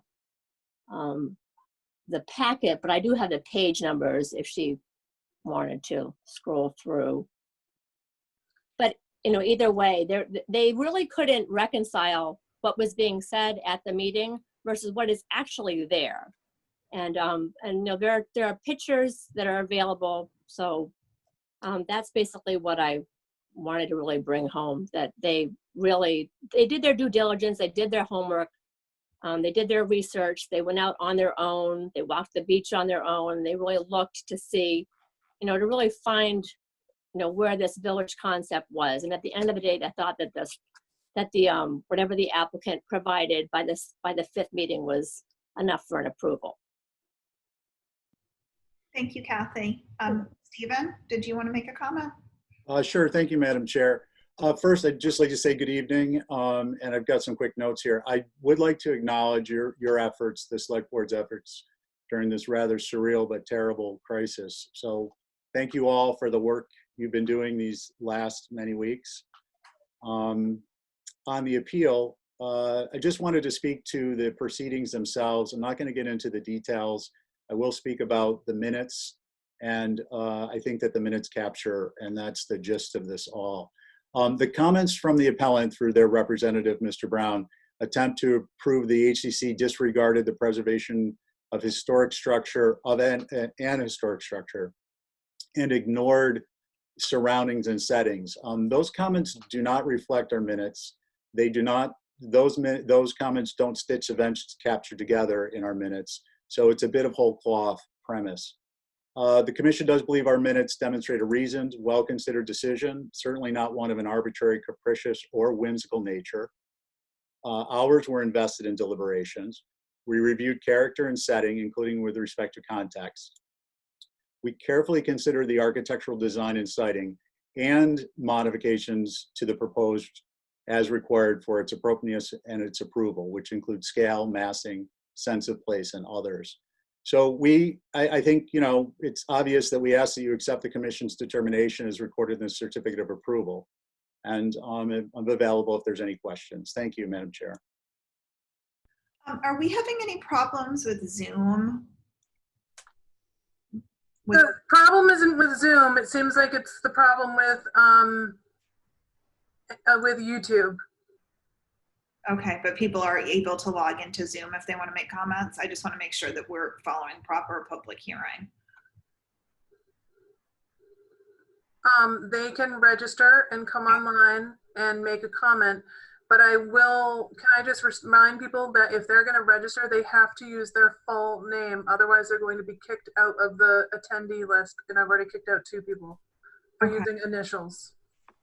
And I see we have 19 attendees, so definitely people are able to get in. So hopefully we're okay.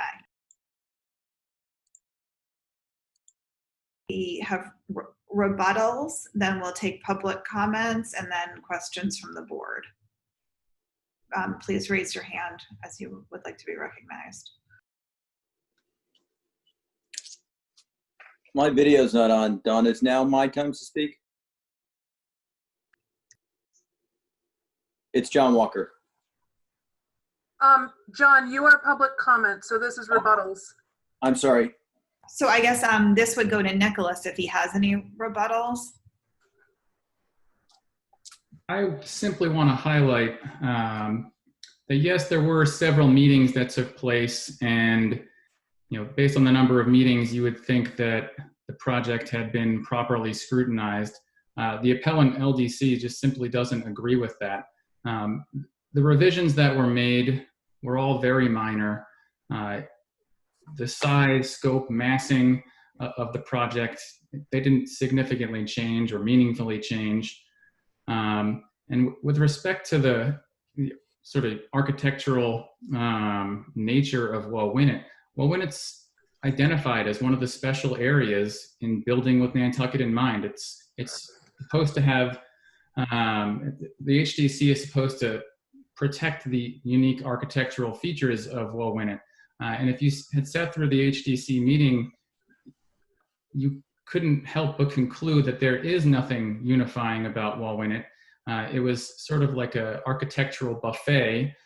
They reviewed the photos referenced earlier, and if a particular feature existed on any house along the road, then that was sufficient to support its inclusion in this project and presumably any other project. And that sort of approach to approvals strikes LDC as improper, arbitrary, and capricious. Thank you. Thank you. Is there anything further from the HDC before I go to public comment? Ray? Ray? Yep. Unmuting. Just a quick response. We never regarded this house as an architectural buffet. It's got a consistent style, and it's perfectly in keeping with the HDC's guidelines. The other thing that I'd like to say is Mr. Brown sort of indicated that the changes were relatively minor. Well, the reason that they were relatively minor was because the initial concept that came in was not that off. So if it were a gigantic house with, formal elements on it, I think we would have had a different approach. But, from our perspective, this was, most of the way there, and we just needed some tweaks, and it took us 5 hearings to get there, and we did, and we approved it that way. So that's all I have to say. Thank you. Thank you. We'll move to public comment. I know that John had asked to make a public comment, so I'll let you go first. Great.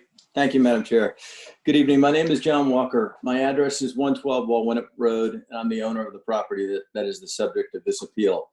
My family and I have owned property on Nantucket for over 30 years. This is my first time before you, and I'd like to thank you for giving me the opportunity to speak. And as I mentioned before the call started, the board has done just a phenomenal job. I've watched every select meeting, and hats off to all of you for the job you've done over the last 3 months. But let me start where I would like to end. The swift denial of this appeal so we can go on with our lives and resume the enjoyment of our home. Following a full and robust hearing before the HDC, where our challenging neighbor was represented by a team of lawyers, the HDC did precisely what it is charged to do.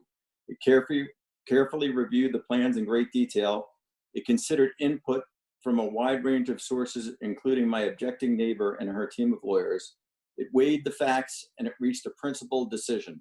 And it reached that decision through the logical application of its controlling standards with the evidence before it. So here we are on appeal, and I would like to emphasize this is an appeal. This is not a mulligan. It's not a do-over. My neighbor had her day and she lost. It is now on the burden. It is now her burden to prove the HDC's decision was arbitrary and capricious. On this record, she did not and cannot carry that burden for the reasons so elegantly stated in Kathy Flynn's letter dated January 27, 2020, which I adopt as my own and need not repeat. I'd also like to just mention the comments of Mr. Brown's assertion about the size of the homes in the village.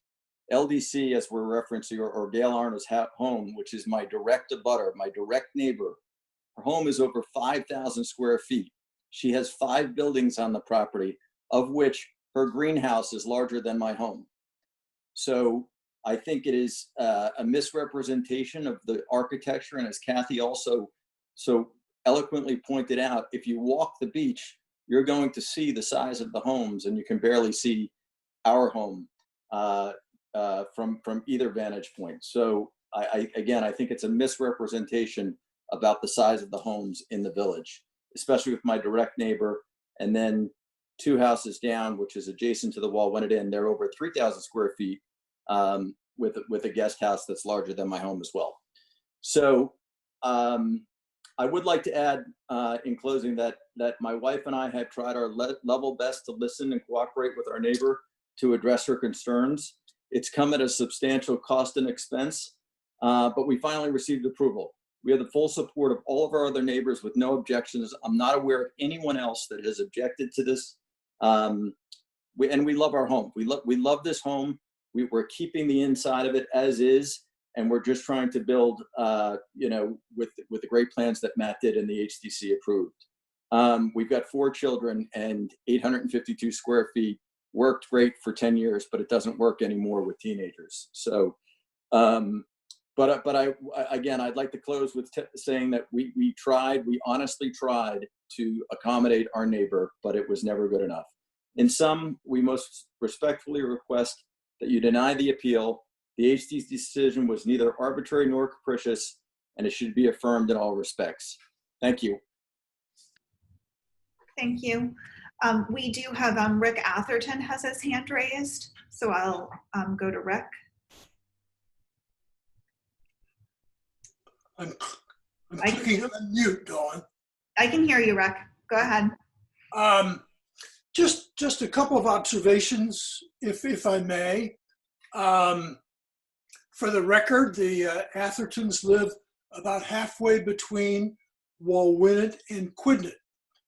And just by way of a little sort of story and history for you, and Dawn as a Quidnet family history here, maybe 15 years ago, a property in Quidnet was purchased and a new design was presented, and the neighbors all felt it was totally inappropriate to the character. And as things worked out, that existing building was declared historic, and the new design was never constructed, and the village benefited from that effort. That's a little different from this consideration, but I do know the village of Walwinet and the village of Quidnet, and my initial concern with this application is a couple-fold. Number one, I understand the select board has a very difficult high standard to overcome to rule in favor of an appeal. However, I think the time spent on any application and the fullness of the minutes are not the only way to decide that there has been due process and it's not capricious.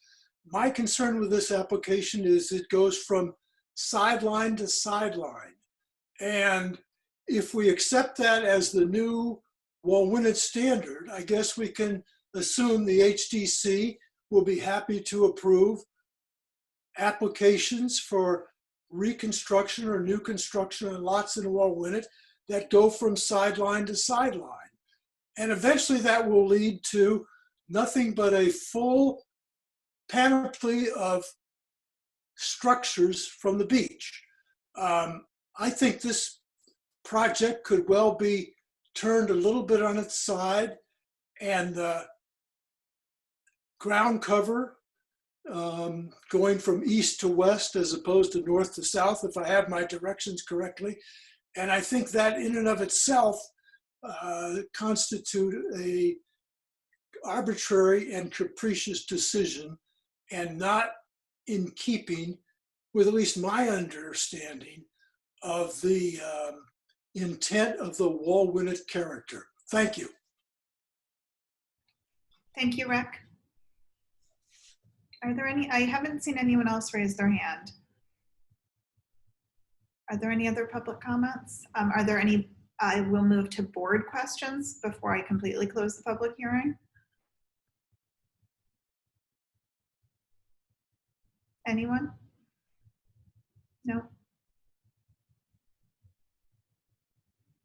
Okay. Any more public comments? No? Oh, Matt? Yeah, I guess maybe a John Giorgio. I was a little troubled with a comment earlier that square footage and size of a building is not in the purview of the HDC. My understanding from earlier appeals, earlier HDC appeals, was that that's about one of the only things that really is right now. That, you know, that they could say no because it doesn't fit in the streetscape, it doesn't fit in the neighborhood. That size is absolutely in the purview of the HDC. So that's a question for John. Is size in the purview of the HDC? So Matt, I'm going to defer to George Pucci, who's on the call. George? Thanks. Good evening, Madam Chair and members of the board. George Pucci from Town Council's office. Did I unmute myself? Yes, good. Yeah, in response to Matt's question, size in relation to its surroundings is definitely a relevant consideration for the board. And so the language that I would refer the board to is Section 9B of the Historic District Commission Act. And that provides, in case of new construction or additions, which this is an addition, the HDC shall consider the appropriateness of the size and shape of the building or structures, both in relation to the land area upon which the building or structure is situated and buildings and structures in the vicinity. And the commission may, in appropriate cases, impose dimensional and setback requirements in addition to those required by applicable bylaw. So that's where the language comes from. That size is definitely relevant, the size of the structure, but it's only relevant in the context that that lot is located in. In other words, if it's out of keeping with its surroundings, that would be a relevant consideration for the HDC to consider in either approving a project or conditioning it and further reducing the size of the building. And having said that, if the commission in the alternative finds that the size of the building, the size of the expansion or the proposed addition is in keeping with its surroundings, with the surrounding neighborhood, that would be grounds to find that the commission, in fact, properly considered factors within its jurisdiction. In other words, even if you have a large structure, if it's in the context of something that makes that large structure appropriate or an expanded structure appropriate when viewing it in connection with its surroundings, that would be a proper exercise of the commission's jurisdiction.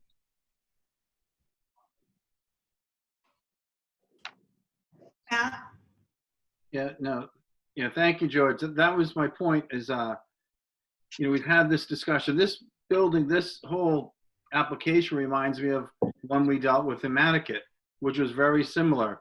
1/4 of the building was an old building. The other 3/4, 75, it was 3 times bigger when we were done. And so, and we had a hard time. I'm not even sure how we came down on that, but, I'm glad to hear John say they're keeping the existing building, they're keeping the interior of that, even though that isn't in the purview, I grew up in a beach shack as a kid, and I think they have a lot of, they contribute, they have a lot of charm. I'm glad they're doing that. I just think that I want to make sure, I think what's happening, and we see it with the HDC, we see it with the screening rules and the berms are being built and everything. Those were things that didn't happen previously. And it's over time, I think we've sort of changed the rules. I think the HDC is they have a ton of applications. There's a lot of pressure on these guys. And I think over time, you sort of forget that you have the jurisdiction on the size. You have jurisdiction that people shouldn't be building on berms and making their house bigger, taller than everybody else. They shouldn't be, putting 12-foot, walls in place. I mean, there's things that are there for a reason, and I think sometimes we get worn down and forget it. So that's why I just wanted to, just say that for now. Thank you.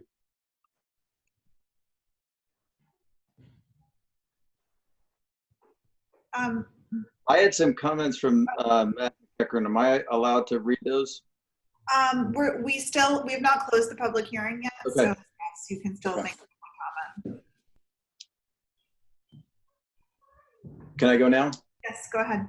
Okay, great. This is directly from Matt McEachran, and I should also point out that even though that the suggestion of building east to west or north to south, our building envelope is fairly small because we have a raised septic system. So we really don't have a lot of ability to change it. And additionally, our house is angled on the property. But this is directly from Matt McEachran at Emeritus. The project program integrates the existing cottage in the design so it may read as an additive massing element. We match the existing window style and simple exterior door and window trim detail on the addition to maintain the continuity of the existing detail architectural language. Regarding the massing scheme utilizes a mixture of 1- and 2-story elements. Specifically, the second floor is all half-story with integrated dormers, with the remaining portion of the additions being single-story. Both the original cottage portion of the design and the added living area are 1-story elements, which act as a drop to the scale of the structure and reflect the Nantucket vernacular of additive massing, a founding characteristic of Nantucket architecture. We attempted to tell a familiar historic story with the structure's design. The living room addition could have easily been an outbuilding on the property, a boathouse, or an agricultural use that was then connected to the main house over time and used for living space. This concept was further supported by the integration of barn doors on the gable end of the addition. Finally, the exterior detail. The proposed rake and soffit details reflect the wall-winnet area, specifically flying rake with square-cut rafter tails. The design utilizes cottage corners and cross-buck railings, all indicative of the wall-winnet and sconset vernacular. The base of the structure also has a shingle flare, which gives the structure some grounding and is indicative of classic shingle style. Thank you. Ray, then Nicholas, then Rita. One second. There we go. Thank you, Dawn. I just wanted to respond quickly to Matt's words and concerns. Part 2 of George Pucci's statement a few minutes ago was that if the board finds that it is contextual and that the size is appropriate for the neighborhood, then we're okay. And at no point did we ever feel like this building was overwhelming the context. To the contrary, as someone on this meeting pointed out recently, the next door neighbor, the appellant's house, is twice as large. So, and there's plenty of very, very large structures along that streetscape and waterscape of Wauwinet. So that was all part of our review. And at the end of the day, we weren't capitulating to an applicant who was looking for a big building in a context of small buildings. The opposite is true. This is a modestly scaled building, even though it's larger than the existing building. It's still contextual, and I think that was the point of what George just said. So thank you for having me. Thank you. Nicholas? Yeah, I just want to respond to a few of the comments. They stick to a similar idea, and that's to say that size is definitely within the HDC's purview. And the size of my client's house is not before the select board, and it wasn't before the HDC. My client's property is significantly larger than 112 Walwinet Road, and as are many of the other properties to the south of 112 Walwinet Road. This is what I was talking about earlier with the transition from out-of-town lots to in-town lots. The lots go from being a couple of acres down to under an acre.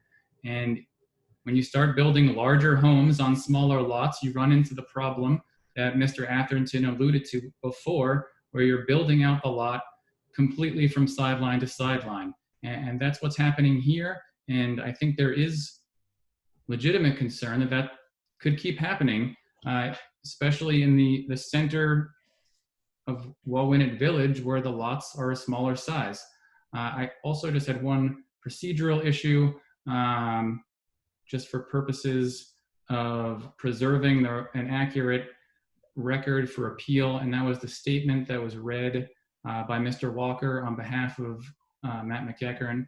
I don't know if there's a way for Matt to mail a copy of that in or otherwise affirm his statement that was read into the record, because right now it's simply hearsay, and there could possibly be further appeal to Superior Court. So I want to make sure that the record is complete for that purpose.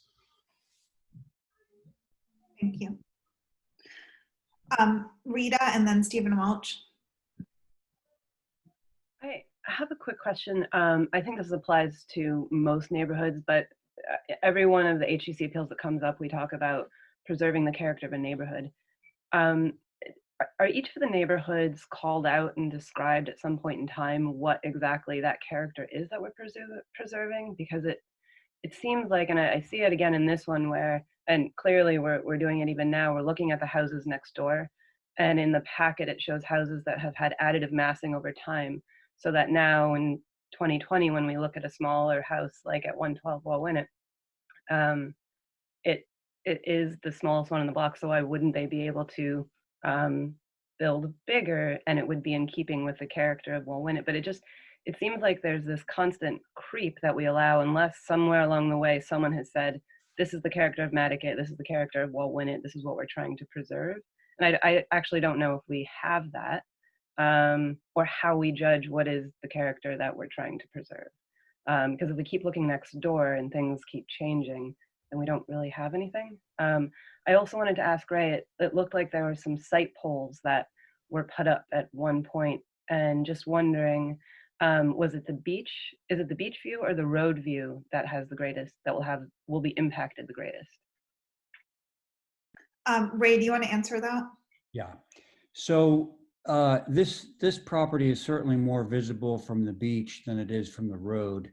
There's a lot of vegetation on the Walwinet Road between where the proposed house is going and the road. But basically the height poles are put up to allow us to judge the visibility from any vantage point. In this particular case, the greatest visibility would be from the beach. Hopefully, did that clarify things for you, Rita? Yeah, Okay. and just, is there something written in sort of preserving Nantucket? Is there anything written about what the character of each neighborhood is that we're trying to preserve? No, and as you point out, that is sort of a shifting thing. So the best way to describe this is, when you drive to Quidnet, for example, there's a certain character and a certain, traditional types of architecture that are used in Quidnet, which might be slightly different from the traditional types of architecture that you would find in Nantucket or Walwinet or wherever. So being responsive to the neighbors or the context is a positive thing, but as you point out, that's constantly changing, that's shifting. Stephen Welch, you had your hand up. Thank you, Madam Chair. I've got a couple quick comments. Erica, if I may, through you, Madam Chair, ask her to pull up sheet 101 from the packet. While that's being done, I wanted to mention with respect to Matt Fee's comments and Rick Atherton's, I think I certainly, and I don't want to speak for the commission as a whole, but we all have similar concerns, and we certainly support the spirit of those comments. And with respect to Rita's, one thing we struggle with is the context. This is of a particular area, whether it's a street or a neighborhood setting or a rural open space. That's why I wanted to look at it, if we could, page 101, and then just a couple of pictures of the house, because I'd like to just quickly touch on scale, square footage, setbacks, and the buffet. It sounds like a long list, but I'll be quick. Erica, are you there? I am, sorry. Oh, could you screen share sheet 101 of the packet? Hold on one second. Let me try to find it.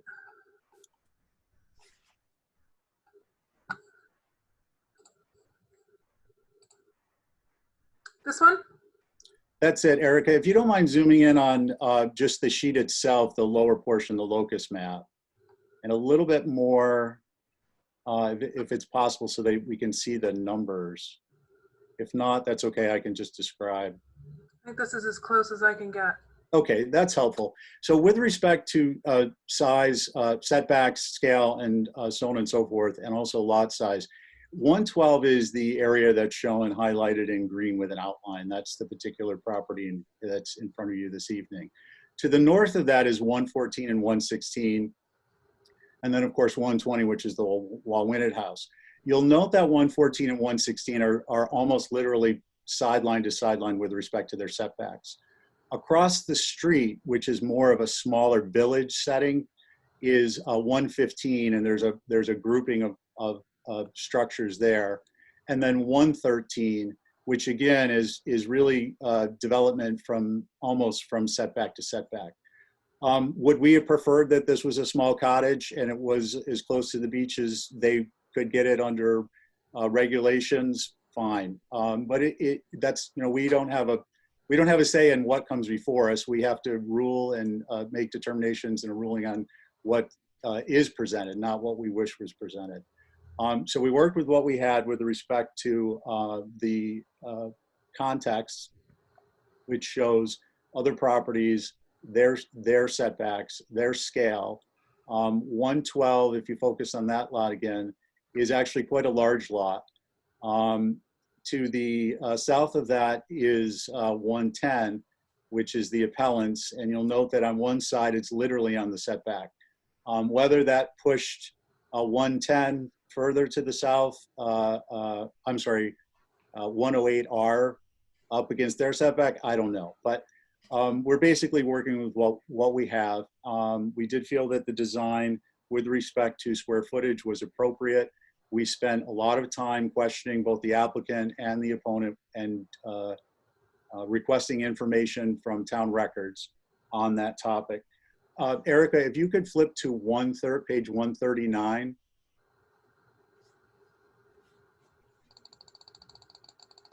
So with respect to the concept of the buffet, I think I'm not suggesting it's misconstrued, but certainly misinterpreted.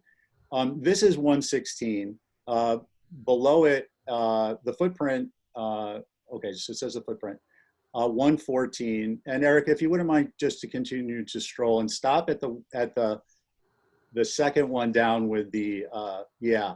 So now this is a home that was built in 1890. This is in what is being called the historic village of Wawinit. It has very little of anything there that resembles an historic structure in Wawinit, including the fact that the windows are mulled together, which is something that we don't, in a historic structure is not typical. And they're also casement windows, which is something one of our members who I think John McLaughlin says he's been on the HCC for 50 years, and I don't question that, is adamantly opposed to. If you could scroll down just a couple more, one more page. This gets to visibility in that area as viewed from the street. And this is the type of visibility, if not more limited, that we anticipate 112 will have, in part because it has a small structure in front of it, and in part because it's far from the road, and in part because of the landscaping that will exist there. One more down, Erica. This is indicated as not visible from the street. However, this is a home 104 Wallwinnet. Certainly not what you would consider a traditional Quidnet style historic structure, be it in Wallwinnet or in Quidnet. And although it's not this visible from the street, you do know that it's pink and it's there. So I just wanted to point out a little bit of context, because there's been some discussion about what the HCC did and didn't do, and what we considered and what we didn't consider. And I'd just like to assure the board that we considered this 6 ways to Sunday. Thank you.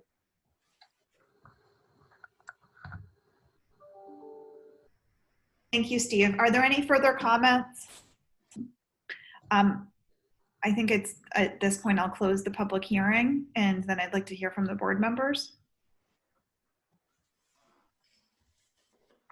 Whether it's in comments or Matt. Yeah, just a quick comment. Rita asked if there's specifics, guidelines, and built with Nantucket in mind, for that area. There isn't, but there are specific guidelines of town versus sort of the outlying areas. So, Sconset or Quidnet or et cetera. And those, if you look, and I actually looked at it this time before the meeting, and it's, if you look at built with Nantucket in mind, it's kind of quaint now. When you look at the houses and the amount of building that was on the island, they're in the pictures there. And if you look at sort of what we were trying to preserve then versus what we are facing now, it makes you realize we really do need to, take a hard look at following what we meant to follow. And, and that isn't a reflection on this at all, but it's just answering your question. Yes, there are different standards for the different areas over time. It talks about additive massing. Additive massing isn't adding 3 times as much of the building. Additive massing is you had a building, you added a wart on it. And over time, you added another wart. And so this is where I said this was similar to Nantucket. And Nantucket was the same situation where it isn't additive massing anymore. It's something different, which we have to come to terms with. The only question I had when we closed it was for Ray. Ray mentioned that there was, what did he say? Listings that you use, like you said there were 2 different listings that you use to know if something's contributing. Can he answer that? I felt like there was something you wanted to talk about that we should hear, but you didn't talk about it. I did close the public hearing, but George, can Ray answer a direct question from the board? Yeah, I think it would be fine as long as you give, just give the opportunity to the opposing side if he needs to rebut whatever Ray says. I think would be sufficient. Okay, Ray. Yeah, so I'm not sure this is actually germane to this discussion, which is why I left it out. But there is what we call the MACRIS inventory of housing on Nantucket, and that is the one that has been around for years and years. And I'm sure you have a copy of it in your packages. It goes into a great amount of detail about who the builder of the house was, the year that it was built, the roof type, all these different things. And then at the end, it sort of sums everything up with a few things about whether it's contributing, non-contributing, or in some cases it's individually significant, like the bricks would be individually significant. So this survey has the building as non-contributing, and the date of the initial construction was in 1970. And again, the source for that material was Jane Lamb, who, as you all know, lives at Chaos Corner and did a rather thorough documentation of the housing in Wallwinnet. Now, that's as opposed to the other survey that is called the Nantucket Survey Sheet, and it was actually sort of a spur off of the National Park Service And it is again, a survey of the houses on Nantucket, but it gives very little information. It gives the street address, it gives the map and parcel, it gives the year that the building was built, and then it says either C or NC. And in this case, the building was given a C, which means contributing, but I would add that Tristram's Landing, all of those condos that were built in Tristram's Landing in 1974, every single one of them on this inventory are considered contributing buildings. So I don't put a lot of stock in that inventory. I go with the one that's local and is thorough. So I'm not sure that's a point that needed to be made for this particular application, but it's something that we want to work on, because the source material for the inventory that we use for our historic research is very important, of course. Matt, I hope I answered your question. Thank you, Ray. Thanks. Nicholas, did you have a rebuttal to that you wanted to make? I don't. I would simply say that, based on his comments, it sounds like there's some dispute about whether this is a contributing structure or not. John, I'm sorry, I've closed the public hearing, and I saw that Rick Atherton had raised his hand again, but it was after I closed the public hearing. Board comments, board motions, thoughts, Rita?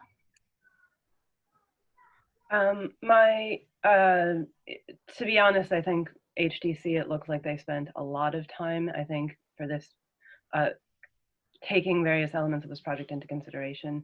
This particular project doesn't seem to me to have been an arbitrary decision. However, I do struggle and have struggled with, I think also what Matt is getting at, and this sort of idea that without some kind of baseline definition of what it is we're trying to preserve, that a lot of the decisions overarchingly are somewhat arbitrary, because I think about going back to Nantucket, looking at some of the satellite images of Wauwinet.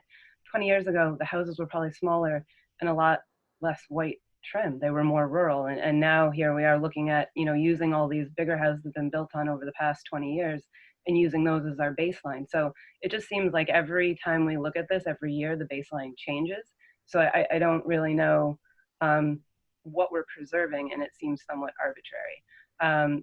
But I don't necessarily think in the context, in the smaller picture of this project, I think that, I don't think it was arbitrary. And just because it's my last meeting, I'm gonna say my biggest concern is that this is still in the 25-foot buffer, and I understand it would have been grandfathered in, but I think that in terms of coastal erosion and coastal resiliency, grandfathering in projects that are in 25-foot buffers and 50-foot buffers is probably something we should consider in the future, and particularly building bigger mass in those buffers.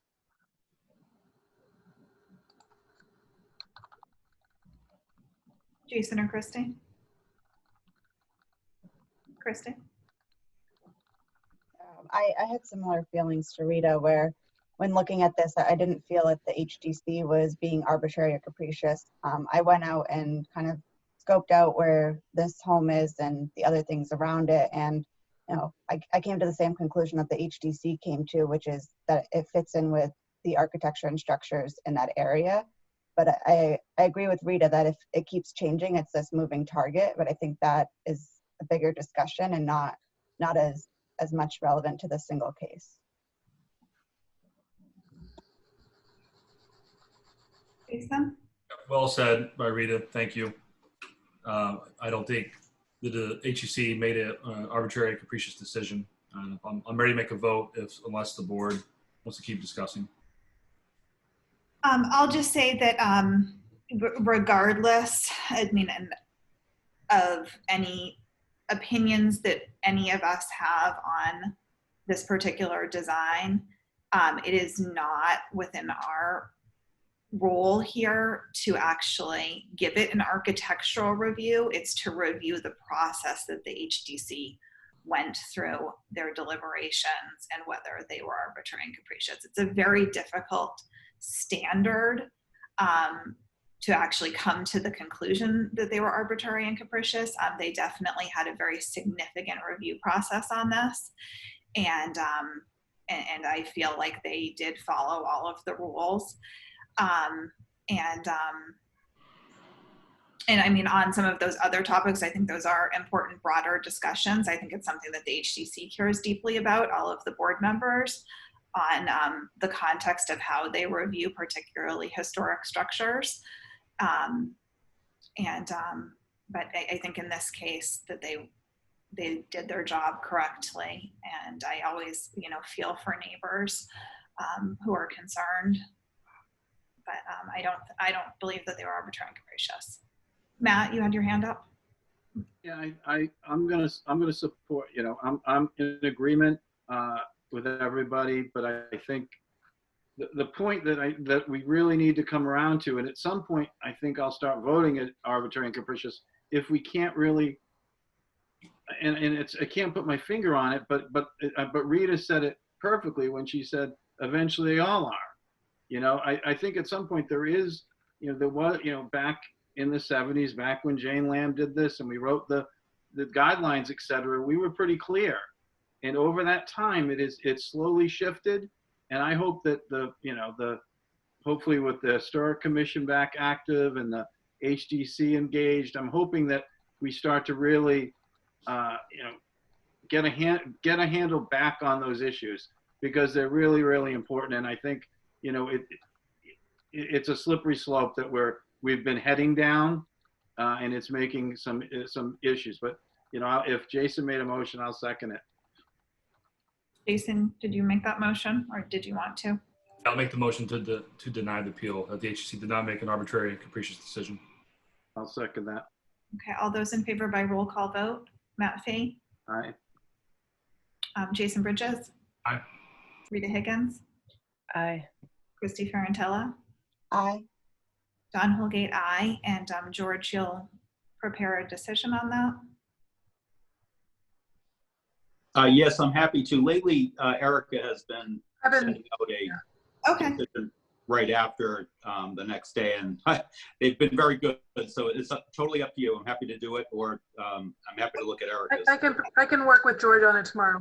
That's great. Thank you. Thank you all. That's the end of the appeal for tonight. Thank you very much. I appreciate your time. We have one item left on the agenda. I'll say good evening. I'll leave you with John. Thank you. Thank you. Good night. Thank you.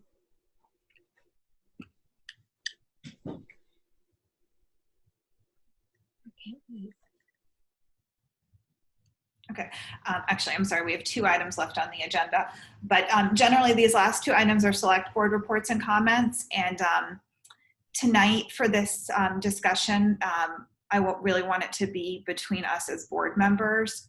And at this time, all other staff members are going to drop off or at least close off their screens. And we're going to have a very true 5-member board discussion on this issue and what we're feeling and what we think we might be able to accomplish in our roles. Jason?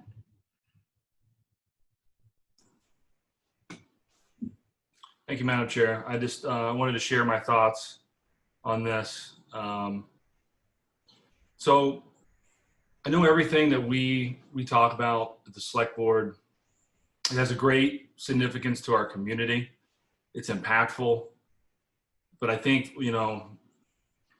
sure anything that I've said or will have said is going to be harder than this. The reality that your select board has failed the community, and we all know it. And I want to discuss how I think we failed. I think we failed to acknowledge the severity of the pain resulted from the racist defacing and hate crime of the African Meeting House. I think we failed to provide opportunities for our community to voice their concerns and their frustrations. There's no space. We could have done that. We failed to recognize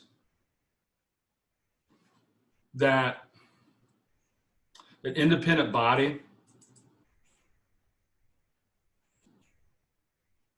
should have been brought into manage the investigation as soon as there was a suggestion that there might be any conflict of interest.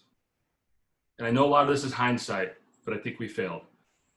We failed to ask and provide transparency throughout the investigation in order to keep our community up to date.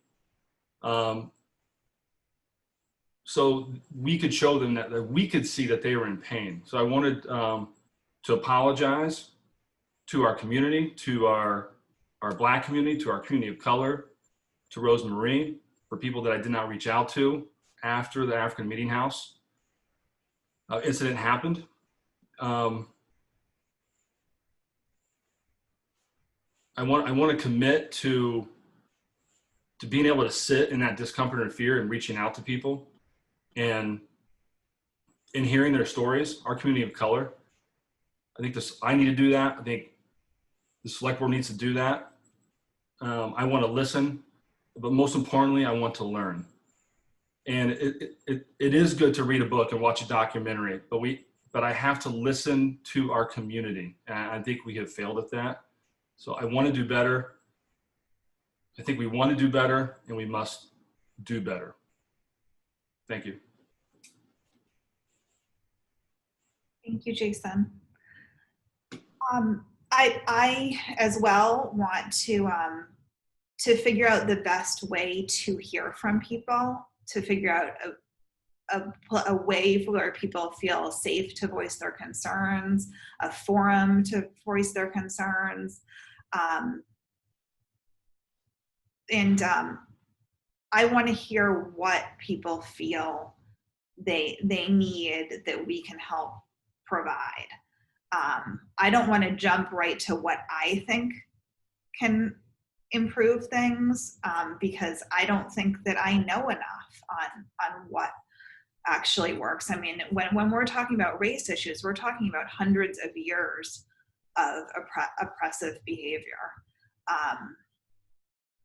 And I need to hear very directly from Nantucket citizens. Obviously, anyone is welcome to reach out to me independently, but I also want to somehow create a space where people can really feel that they can come and be heard without any repercussions. And yeah, I mean, I'm putting it out there that I'm looking for input. And you know, I'm very sorry that anyone felt that I was ever dismissive in any way. And I feel terrible that there's no that there hasn't been a final resolution on Christopher's accident. It is something that I've checked up on because through my own children, I asked, is Christopher okay? After it happened, I didn't reach out directly to Rosemarie. That was a question that someone sent me in an email after the car incident. And I'm running on. Matt, you had your hand up. Yeah, I think it would be, presumptuous of me to say how other people should feel or what we should do. Or I think it's, but I think Jason was right earlier when he's talking about, listening to people. A lot of people have reached out to us and said, what are you going to do? How are you going to fix this? How are you going to do that? Well, some of it, I think people have to realize we don't have control of. We've handed some of this off to, because of the issues that we're dealing with, we've handed it off to the Attorney General. It's being dealt with, and we're being asked for questions that we can't answer yet.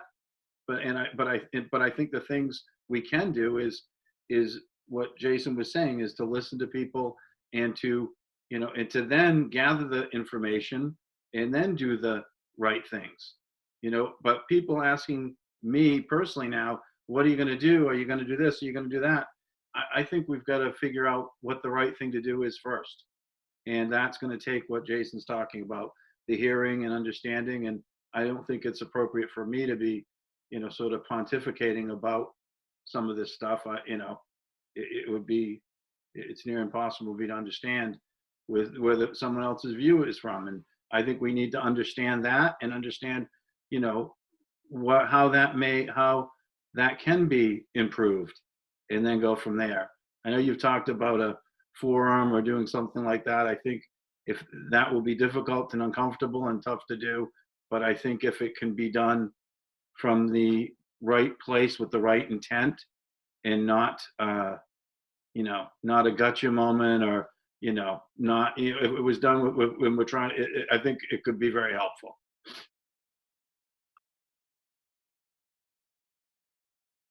Christy?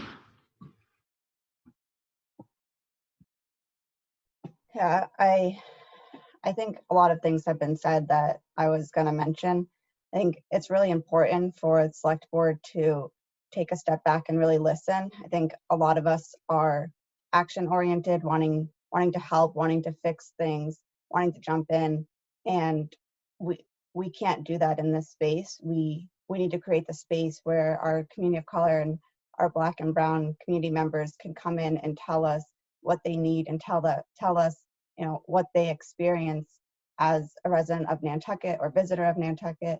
And we can't, I feel like if we jump to conclusions or jump to solutions of how we can, you know, quote, fix this, you know, we're just going to put our white perspective and, you know, put a Band-Aid over the problem and not actually create meaningful change for our community.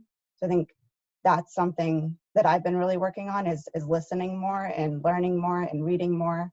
And I think all of us have to do that. So I really think creating a space, whether that's part of a select board meeting, or a community forum, or it's held by the Civic League, or, you know, some space where we can have these conversations. And I think Matt, you know, really got to that point of not to say gotcha, or, you know, for us to defend anything. Every time we talk about things, it's you know, either you support the Black community, you support the police. And I don't think it's an either or, it's an and how do we have those conversations where we don't just defend everything, or, you know, we get really defensive and it's uncomfortable, and we need to work past that. So just, I think we're going to mess up along the way, but the more that we can bring in voices of our community and have these really open, vulnerable, and uncomfortable situations, that's the only way that we're going to drive meaningful change for our community. Rita? Christy, your last point there is one that has really hit me, looking at seeing some of the images coming from the protests and getting this sense that there's a real us versus them, coming from police, coming from government. And you know, the last meeting, the March 11th meeting, that was a moment when I had an us versus them. And I think the select board, we were caught, we were in the middle of this, where we're both working with the town and for the town, and we're also citizens and we're elected representatives. And I just, as we've had emails coming in as people have been watching the video from that meeting, I just have this sense of, we have to figure out how to get over this us versus them, and, you know, not worrying about stepping on toes and hurting feelings within the government. You know, we're all in this together. And a couple of emails that have come in where it wasn't just about, you know, how we did fail the community. We failed Rosemary, and we failed the community at large, and the community of people of color in Nantucket, were the emails that sort of gave us these long lists of things that they thought that we could do. And I think that, again, I'm on the select board, but a citizen first, as our policemen and our town administration. And I think for me, that's one of the biggest barriers at the moment, nationally and locally. As regards moving forward, I think there's sort of two issues at the moment. One is trust of our police department, and then the other is the overarching discussion about racism on the island, racism everywhere in this country. I do think after the meeting on March 11th, I did look into what happens when you feel like you've hit the end of the road with getting answers, or you feel like your civil rights have been impacted. Where do you go? What do you do? And I think that that's, you know, I think that's something, it's unfortunately there's more people that have probably felt like that. And I think that in terms of looking towards solutions, I think when it comes to not trusting police departments, unfortunately, that's something that is common throughout the country. And I think there are steps that we can take, having the ability for people to lodge anonymous complaints, considering a citizens review board, and making sure that people understand where the resources are if they feel that their select board, their town administration, and their police department aren't providing what they need. So I think helping people to understand what their rights are, as well as feeling that there's a level of transparency and oversight over the police department. I completely agree with all of you in that we have to listen. It's been brought up many times that we are an all-white board. I've really, over the past week, really tried to understand the things that I've sort of accepted as status quo as part of my privilege as being white, and also having a platform here. So I think we have a lot of listening to do. I don't know what exactly we need to do other than, organize a way to have these listening sessions, continue to keep this at the forefront of our meetings and discussion at the town level. But I did think about how we get things done. And as I was thinking about it, much like probably everyone on this board, people have been asking us, what are you going to do? That we don't know yet, but how are we going to do it? And I thought about how, as a board over the past 3 years, we've gotten things done, and it's through our strategic plan. And I started thinking about how, it seems a little bit foolish now to think that we can have a strategic plan that focuses so much time and energy and resources on things like things that are important to me, like water quality, affordable housing, and paid parking. Maybe a little less important to me, but it is important. When we don't even have a foundational level of equity. And, it seems silly to say, well, there's not enough time to focus on that, because that's what the strategic plan has done for us. It's allowed us to focus our time and energy. And I think that, there's really no excuse. There's nothing that I could honestly say is, well, there's not enough time to focus on racism and social equity. So I think looking to our strategic plan as part of the how, and I think we've added quality of life. And if we don't have equity underpinning our strategic plan as its own thing, then I think this board, could consider looking at quality of life. And what does quality of life mean? Not as regards to there's too many roundabouts or rotaries, not as there's too much traffic, but what is your quality of life like here if you don't feel like you are seen as an equal? So I think that there's a how. One of the hows is through our strategic plan, because it's been very powerful and it's allowed this board to be, I think, cohesive in a way that we weren't able to before, cohesive in our decision making.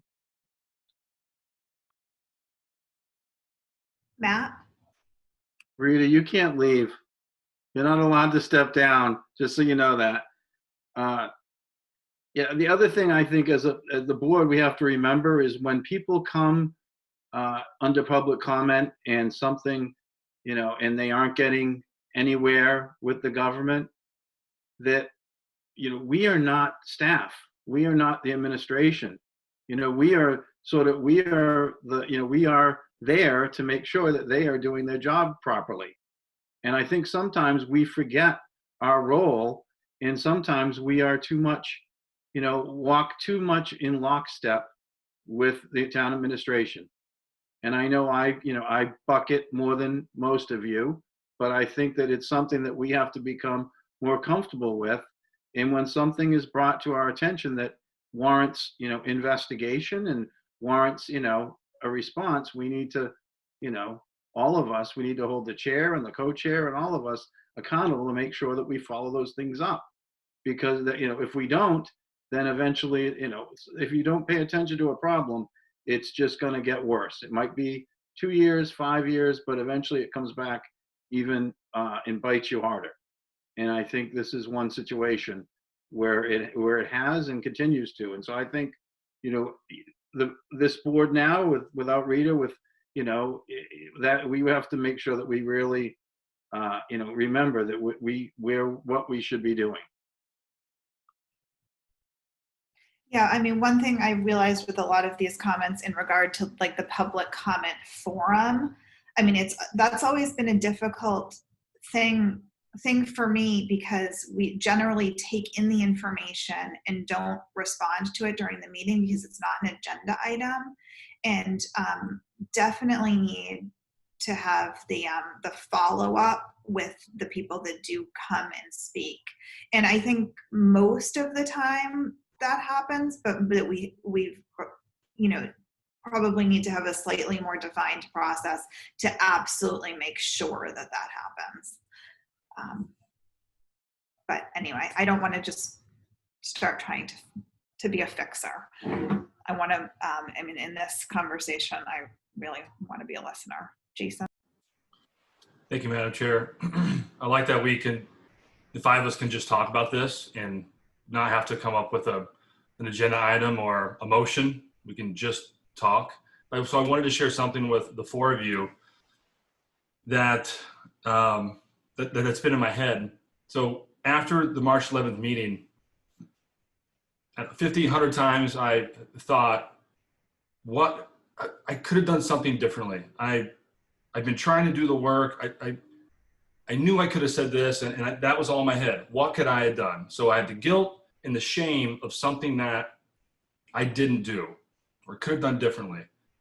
And with a lot of reflection and a lot of help from talking to a lot of community members, I learned that I need to move that away from poor me, or honor that guilt and the shame and switch it to, how was Rose Marie feeling? How are the people that I didn't reach out to? How are they feeling? How can I how can I listen better and learn and kind of get out of my own head and my own, in that framework? And once I reframed that, it helped me to engage and to be able to listen, or start that journey of listening and learning.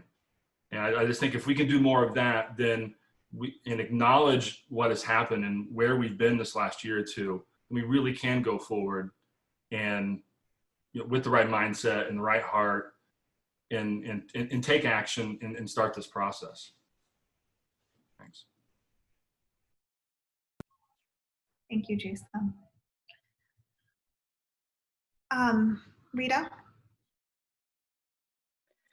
Yeah, I had another thought, and Jason, you sort of are touching on it there, and as I won't be on the board, thinking about, what can I do once I'm not on the board? And I think, the fact that that meeting was one of our biggest failures and my biggest failures as a select board, and is there in perpetuity on YouTube for people to watch. It's really struck me. On one hand, it's horrible that that moment has been captured and can be replayed, but even knowing that people have been watching that and getting involved, that's a form of getting involved, and knowing that, I think going forward, just really encouraging people to watch us and, call us out when there's things that we're not doing that you don't feel represented. And we've had such an uptick of people watching the meetings as a result of COVID. I hope that goes forward. It's really important because there are clearly really important things happening at meetings that, we need people watching and participating.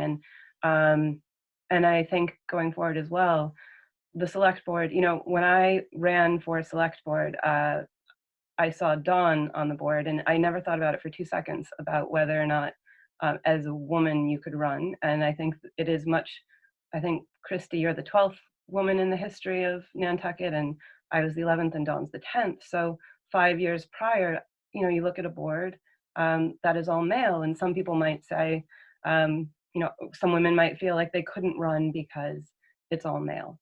And I think to your point, Jason, people looking at our board and saying, it's an all-white board, how would I get elected? How am I welcome? And that's come up before with the committees and commissions, is how do we make sure that people know that they can be a part of this? And we focused at one point on some of the language barriers, but there's just simple race barriers. And I think now with 3 women on the board, we've sort of worked we worked through some of the issues around women and women participating. And I don't think any woman can question now whether or not she can be on the select board, but I do think people of color probably still ask that question. And so I think finding ways to make everyone feel welcome and like they can participate and have a platform and be in a position of authority on Nantucket, whether it's through the select board or through other committees and commissions.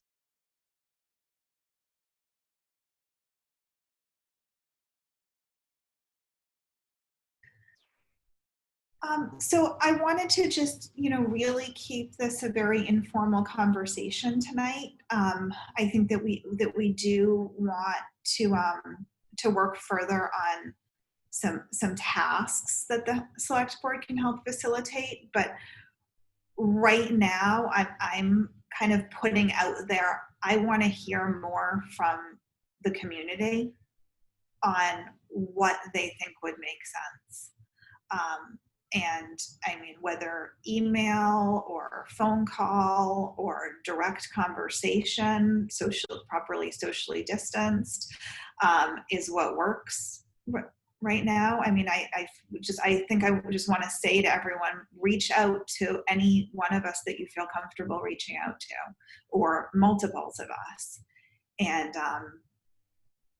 give us your input, because we don't know everything that we don't know, and we are not a racially diverse board, as has been brought up quite a bit. Rita? I have one last request for an agenda item then, that maybe in 2 weeks, because I think it's just, I don't want, because it's sort of nebulous how we're going to collect this information, just that this come up again and we look at what sort of feedback we've gotten, and maybe there's something more definitive that we can organize, or maybe there's something coming from the community that we can support and be a part of. Definitely. I am going to say 2 weeks from now, this is an agenda item. And I mean, I think that we will probably discuss something along the lines of a task force. But I really want input on what the needs are, what the steps would be. And I want to hear that from people who have a clearer understanding of how they feel like that they've not been supported by the community, that they've been wronged by certain people or things. And I think it's important to gather that kind of information and listen before we jump to the fixing steps. And I think that Rachel Day, the assistant town manager, is on board to help lead something. And we have Taylor Hiltz, who's our human services director. And so things are already being talked about, but I don't want to commit to actions without hearing from more people what all of the concerns are, and what would help, that is within something that we can help facilitate. Christy? I think that's a really good way to move forward. I know that in a lot of conversations I was having this week, a lot of focus right now is around police brutality, and I kept kind of, trying to frame what are the issues that we're trying to fix. And that's, I think, the question that we need to gather information on is what are the biggest concerns from our community of color? Is it our education? Is it our health system? Is it our police department? And then we can kind of move forward from there. But trying to understand what are the issues, that's where we really need that community input.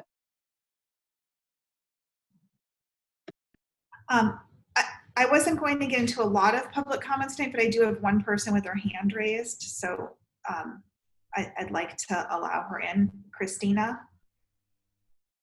And then I'll go to you, Jason. Christina, can you hear me? Yes, I can. Thank you. Go ahead. Can you hear or see me? We can't see you. We see a big purple C, but we can hear you. Okay. My name is Christina Nyhan. I live at 11 Mizzenmast seasonally, and thank you for giving us the opportunity to speak. I just obviously have been following the news, and also the comments online, the petitions, and various conversations that are being held within the community. I have two kind of call to actions. which resulted as the fact that you say it is that you want to give this time to really like listen and talk. But there's obviously a big disconnect between the community and necessarily feeling safe or feeling comfortable to do that. So there's 2 calls of action that I would like to just bring to the community, which is one, an election is coming up for the select board, and I would encourage any Black person or person of color to run. I think this is a great time to be heard. And secondly, I do think that we need as a community to gather. There's been a couple of smaller gatherings. I think that this is a perfect time, and I think we've seen on the news how powerful gatherings can be. And it's a really like amazing way to bond the community, and for the people who don't necessarily feel safe to realize that they are safe and that they have a voice. And I'm not sure how exactly that would get formed, but I know also I drive by the meeting house, the African meeting house, 4 or 5 times a day, and it's just sitting there very quietly. And I think this is a great time for us to gather there. Thank you. Thank you. Jason?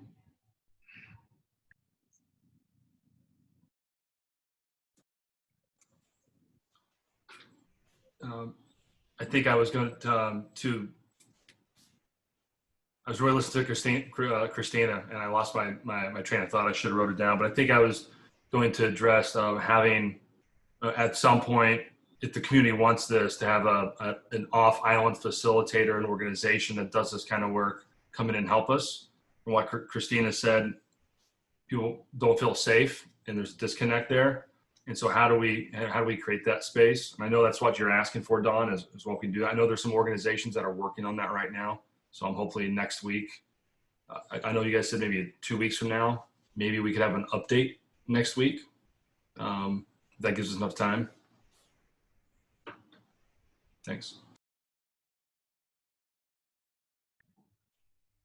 Yeah, I mean, I think that this could be a continuing agenda item in this kind of format, and then we'll put something a little bit more concrete together. Christy? I just wanted to follow up to Christina's comment about gatherings, and there is going to be a gathering this Friday at 5 p.m. on Main Street for anybody who would like to attend.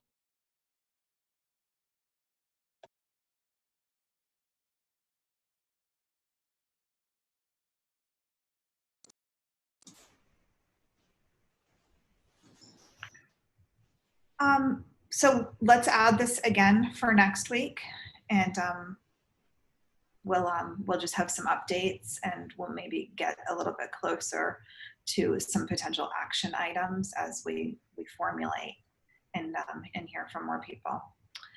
Are there any committee reports? Okay. Is there a motion to adjourn? Jason? Really quick, I know we've already said our words, some of us to read it, but I just want to say how much I enjoyed listening to you. And, we've kind of evolved together in our 3 years, going to this, being elected at the same time. And it's been a joy having arguments with you and having, pints with you at Kitty's, arguing over our different items after meetings. And I know we can still do that, but I'm gonna, I really appreciate those times and the time you've given to me and the time you've given to the community. You've been a very sound and balanced and thoughtful voice, and I hope I can pull a little bit away from you if I get a chance to do this again. So thank you, Rita. Thanks, Jason. Again, I will miss you guys. Might take me 2 weeks, I think, to really miss you. But no, it has been eye-opening to really understand how the town works. And I credit all of you with the amount of time everyone puts in. Again, we don't always do things right, and we definitely don't always agree, but the amount of effort that every single one of you has put in is amazing. And I'm very, at this point, still thankful for this form of government to have the opportunity to be able to participate like this and feel like I can make a bit of a difference on Nantucket. So just don't forget coastal resiliency either. Those are my parting words. Don't forget that you can volunteer again. I just might need a little time on the sideline first, so thank you. Just a little. I'll make a motion to adjourn as for my final meeting here. Thanks, Rita. Second. A second. By roll call, Matt Fee. Aye. Jason Bridges. Aye. Rita Higgins. Aye. Christy Ferrantella. Aye. John Holgate, aye. Thanks, everyone. Have a good evening. Bye, Rita.